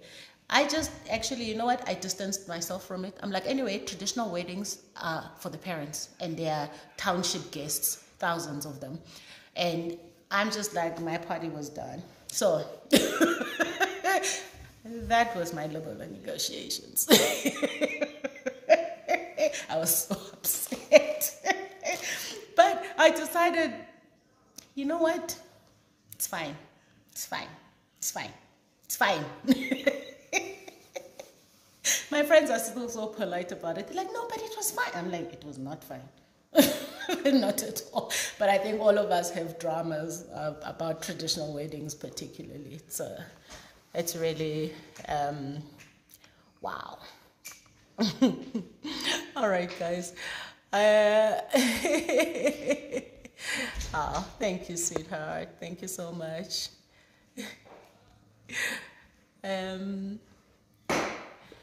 I'm just gonna leave it here. I think that I've answered most of the questions. If I'm not getting to it, you must forgive me. If I'm not answering it, some of these questions have already been asked before, and I've posted some of these sessions on my IG Live and IG TV and YouTube Fastly Stage. Just subscribe, please. Like, it doesn't cost you anything. And you get to know when I've posted something or some content, because these are the platforms I actually use to do some of this mentorship stuff and answer some questions. But I mean, sometimes people still ask me the same things I've actually already covered multiple times on the YouTube channel. So please do so, and feel free to do so. I don't mind. Subscription, just click subscribe is a way of you just maybe thanking me for my efforts and the resources I put into that platform. It's free. It doesn't cost you anything. And I say this because, you know, I've got more than 50% of the people that watch my channel, they're not subscribed. I'm like, why don't you just click subscribe? It doesn't cost you anything. Like, seriously. Nothing whatsoever. But it does me wonders. I've soon learned. All right, so the last thing I'm going to do, guys, is just stuff our mushrooms. So with mushrooms, you don't. Sorry, it says my partner is paying lobola end of July. My family, on the other hand, wants me to buy new couches, curtains, and etc. I just don't get it. Hey, you're gonna have drama. But I must actually say this. Ultimately, the relationship is between two people who want to build a life together.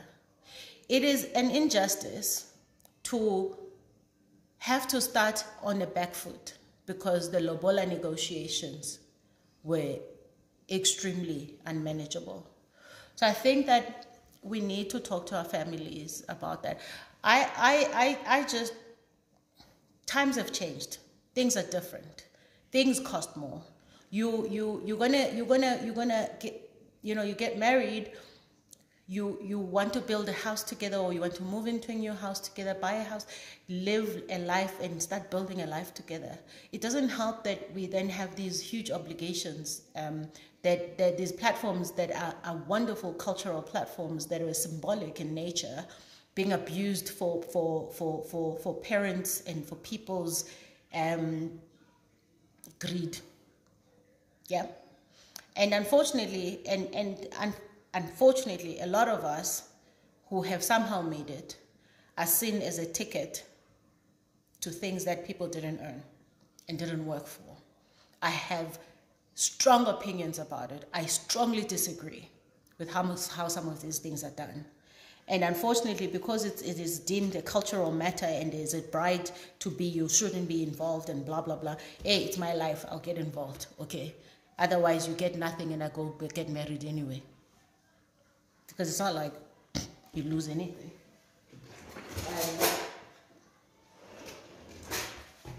But you want your family to bless your union. You want, you want good vibes, you know? So I know I don't have advice for you. I just think, I'm just saying.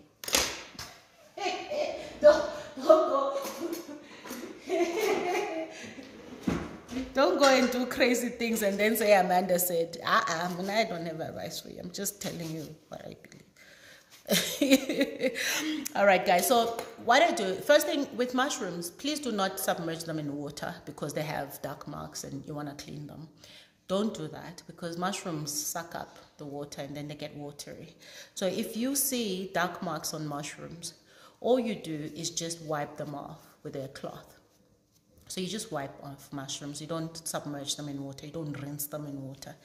And then when you're going to stuff mushrooms, you just want to cut this little ears here. These little lobes. You see that stuff? It's literally this. You just, I cut that off. So that it can sit nicely in there. So you just cut that off. It's not too much trouble. And I heat up my oven to about 80 degrees and 180 baking time. 180 to 200 baking time. So you see this stuff, just cut that out.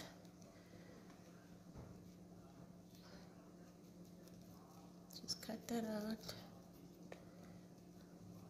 And it exposes the mushroom. Now also what I do is cut out the stem. You see when you have the stem poking out like that, I just cut that out with a knife. Yeah. Same here. Just cut that out with a knife. Okay. Same. You just wipe the mushrooms off. And the mushrooms are a great option even when you're not going to cook meat. You know, they're quite meaty. No, I didn't go to any culinary school. I just love cooking. I am a self-taught cook. But I cook soulful food.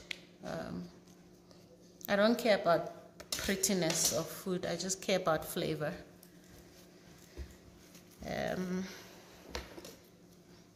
So yeah, this you just cut off. So easy to do, literally. Other things I just learn. If I need to learn something, I go and I check what I need to learn. So also taking this off. So I'm almost there. Okay. And a touch of that.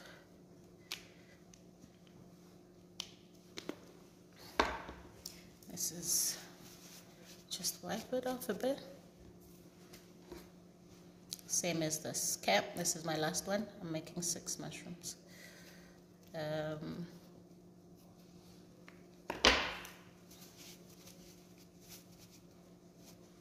Okay. Then I'm going to show you what I do with these. Firstly, I put some black pepper, just a little bit, because the one thing with mushrooms is also that they're quite They're tasteless. So you want to bring out some flavor in them. And then I also take garlic salt. Well, actually crushed garlic. Some of these things, guys, I cook with garlic a lot because it's actually healthy. So crushed garlic.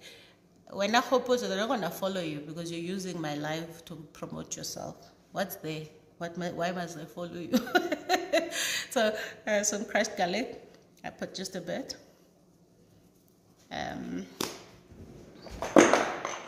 Then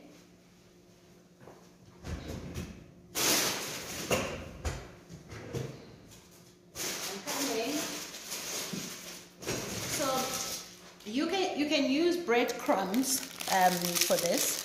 I use Melba toast. So Melba toast is one of those toasts you buy at the supermarket, but it's like you can use breadcrumbs. You can use toast, whatever toast. So I like Melba toast. So all I do is just crush it in the bag. Yeah, garlic is also quite healthy, so just give me a moment and I'll take some cheese because that's what I'm going to use a lot of. Where is the... Okay, there we go. Almost there.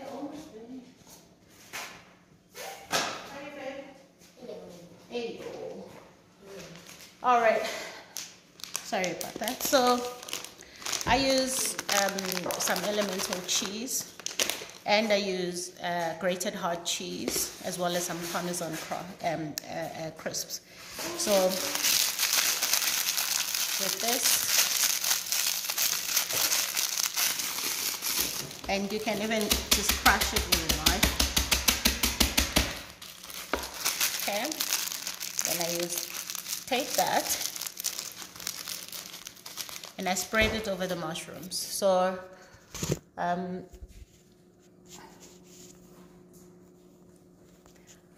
I just spread that over the mushrooms. So it's a great starter, but you can also just use it as a main.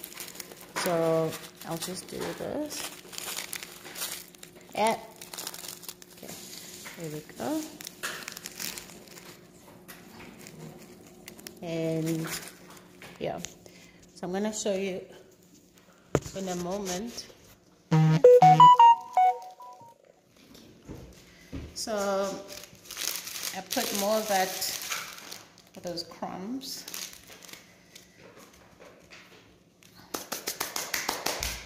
Okay, and I don't really complicate that process much. I just literally, okay, so I season the mushroom with some black pepper, and then I put the breadcrumbs. And what I'm going to do is put some herbs. So I usually use a fresh parsley. So I'm going to get that from the garden. But let me just show you for the purposes of this. I'm going to use some dried herbs.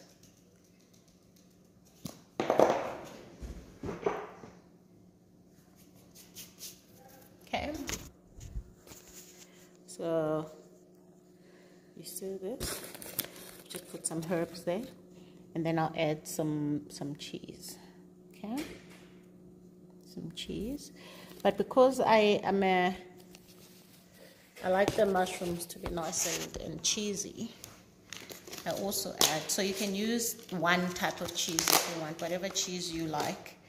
But then I also add a bit of that hard. It's a white hard grated cheese as well. So I like to get multiple layers of the cheese on it. And then some Parmesan shavings. Because this is such a, oh, the flavor in this cheese is everything. Okay? that cheese. Parmesan shavings. So just put that there.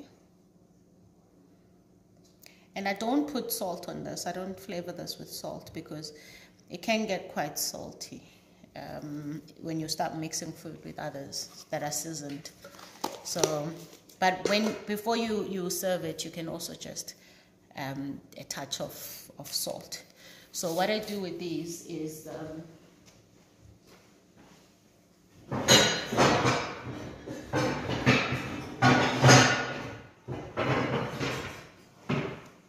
so I take a nice grill platter, whatever you guys call it. And then I just spray this with some olive oil. Yeah. And I also spray the actual mushroom with the oil. So I'm going to put this one here, just show you what I do. You can spray it before you put the cheese. It's just completely up to you. And then you bake this for about 10-15 minutes on about 180 to 200, depending on what you want. And you'll thank me later. All right, so I think I'm done cooking. So in looking now, yeah, you're not sophisticated. Parmesan is great. All right, so I think it's I'm done. Yeah, I'll just dish up and I'll post on my stories what the plate looks like. Yeah, thank you so much for your time. I hope I've helped you somehow through this session. I'm gonna finish up my cooking, finish up my mash. Remember, with the mash, you sieve it to make it smooth. And then you put some butter and some don't pour the whole thing of butter, just a spoon of butter, two spoons. I know people cook and chefs, they cook with so much butter, and you're like, you. So anyway, I try and use all my ingredients. I try to use low fat or a light spread. Like the butter I use is 40% fat spread. I use olive oil. It's sometimes best to just use healthy ingredients so that you don't worry too much about what you're eating. It's healthy. So I wish you all the best, guys. And one of the other things that I do with the mushrooms, I put some onion chutney on it. So those mushrooms you can have in many different ways. You can just stuff a mushroom with whatever you like, and because when you bake them, they give off their own juices. They actually get quite nice and juicy. So you must enjoy them. And yeah, so my pleasure. My stew is perfectly ready, just waiting for me to now put some fresh herbs. Let me show you. See, and I didn't get the herbs because I didn't want to let them stand for too long whilst I was cooking. So I'll just grab them now from outside. But it looks amazing. It looks great. So I'll finish that off. And my family and I will eat. So thank you for your time. It's my pleasure. It's my pleasure. And I hope those who asked questions I've been able to answer to the best of my ability, and you find something in that. And if I didn't get to answer your question, probably because I've already answered it on another session, and I would love for you to watch it on Vastly Sage YouTube. And that we've also just run out of time. So let me get back to my life. I think Formula One has started or something. So thank you, guys. Thank you. I'm glad you could join me. I hope you've enjoyed it as much as I did. So now I'm gonna get the meat going, and I'm gonna continue with my champagne and put my feet up and watch sport. Bye. We'll pick up work again tomorrow, but for today we rest. Bye everybody. Thank you so much. Thank you.